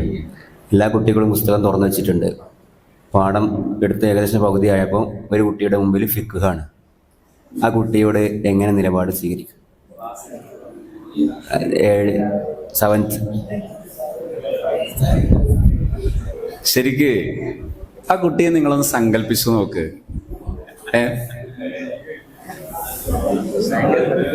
പ്രതിഭയാണത്. മറ്റൊന്ന്, നമ്മുടെ ക്ലാസ്, ഞാനിപ്പോൾ ഈ ക്ലാസ് എടുക്കുമ്പോൾ വളരെ ഒറ്റപ്പെട്ട ചിലരെ ഞാൻ ഉറങ്ങുന്നത് കാണുന്നുണ്ട്. ഒരു പേര്, ഒരാളെ, രണ്ടാളെ ഒക്കെ. ഞാനത് ഹൈലൈറ്റ് ചെയ്യണോ? ഈ ക്ലാസ്സിൽ ഉറങ്ങിയവരുണ്ട്. അല്ല, അവിടെ ഈ പ്രശ്നം, ഇവിടെ ഞാൻ ചെയ്യാൻ പോകുന്നത് എന്താ അറിയോ? ഇവിടെ ഞാൻ സിസ്റ്റം ഇംപ്ലിമെന്റേഷൻ നടത്തണമെന്ന് സങ്കല്പിക്കുക. എൻ്റെ ടീമുണ്ട്. ഈ ടീമിനോട് ഞാൻ പറയും, നിങ്ങൾ നോട്ട് ചെയ്യണം. ഇവിടെ ഇൻഡെക്സ് ഉണ്ട്. എന്ത്? ഇവിടുത്തെ ഓരോ പാർട്ടിസിപ്പന്റും പുലർത്തേണ്ട പ്രധാന അച്ചടക്കം, ഡിസിപ്ലിനറി ലൈൻ എന്താണെന്ന് എനിക്കൊരു ഇൻഡെക്സ് ഉണ്ടാവും. ഞാൻ ആ ഇൻഡെക്സ് മെൻഷൻ ചെയ്യും. അതിൽ എൻ്റെ മെഷർമെന്റ് ഉണ്ടാവും, അളവുകോലുണ്ടാവും. ഈ അളവുകോല് നോക്കിയിട്ട് ഞാനത് നേരെയാക്കുകയാണ് ചെയ്യുക. ഇവിടെ ഈ കുട്ടി കാണുന്ന, ഇപ്പം എൻ്റെ ക്ലാസ്സിലാണെങ്കിൽ ഞാൻ എന്താ ചിന്തിക്കറിയാം? എൻ്റെ ഈ ക്ലാസ് എവിടെയോ സംതിങ് ഇൻട്രസ്റ്റഡ് അല്ലാതെ പോയിട്ടുണ്ട്. 2 രീതിയാണ് അവിടെ സംഭവിക്കുക. ഒന്ന്, ഈ കുട്ടിയോട് മറന്നു. അതെങ്ങാനും ഞാൻ അറിഞ്ഞാൽ ഞാൻ ബഹളം വെക്കും. അപ്പൊ എന്താ മാർഗം? തൽക്കാലം ഉസ്താദ് തെസിക്കുകയാണെന്ന് കരുതട്ടെ, ഫിഖ് തുറന്നു വെക്കാം. ഒരു ഒളിപ്പിച്ചു വെക്കലാണ്. അവിടെ ഞാൻ ട്രാൻസ്പെറന്റ് ആണെങ്കിൽ കുട്ടി ആദ്യം പറയും, ഉസ്താദേ എൻ്റെ ഇന്ന് തെസിക്ക മറന്നു കേട്ടോ, ഫിഖ് ആയി പോയിട്ടുണ്ട്, സാരമില്ലടാ, നീ മറ്റൊൻ്റെ നോക്കിക്കോ. തീർന്നു. അത് ഞാൻ എങ്ങനെ മറന്നു പോവാ? ക്ലാസ്സിൽ നല്ല അച്ചടക്കവും പഠനമൊക്കെ ഉണ്ടെങ്കിലും മറന്നുപോകും. അങ്ങനെ ഒരു സംഭവം ഉണ്ടാവോ എന്നൊക്കെ ചോദിച്ചു തുടങ്ങിയാൽ പിന്നെ ഈ ജന്മത്തിൽ ആ കുട്ടി ആ വിഷയം പറയോ? ഇല്ല. അപ്പോൾ അവിടെ നമ്മൾ ട്രാൻസ്പെറന്റ് അല്ലാതിരിക്കുമ്പോഴാണ് ഈ മെറ്റീരിയൽ വരിക. ഒന്ന്. രണ്ടാമത്തത്,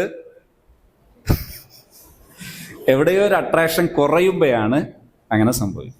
ഇനി വല്ലപ്പോഴും ഒരു കുട്ടിക്ക്, ഒരു 40 ആളിൽ ഒരു കുട്ടിക്ക് അങ്ങനെ സംഭവിക്കുന്നുണ്ടെങ്കിൽ ജനറലൈസ് ചെയ്യരുത്. ഒരു പ്രശ്നം ഉണ്ടെങ്കിൽ നമ്മൾ കൂടിയാണ് പരിഹരിക്കുന്നത്. ഞാനൊരു സംഭവം കൂടെ പറയാം. ഒരു ദിവസം ഇങ്ങനെ ഒരു ട്രെയിനിങ് നടക്കുകയാണ്. ടീച്ചേഴ്സാണ്, കണ്ടിന്യൂ ആണ്. അല്ല, ശ്രദ്ധിക്കാതിരിക്കാൻ പാടില്ല കേട്ടോ. ഞാൻ യെസ്,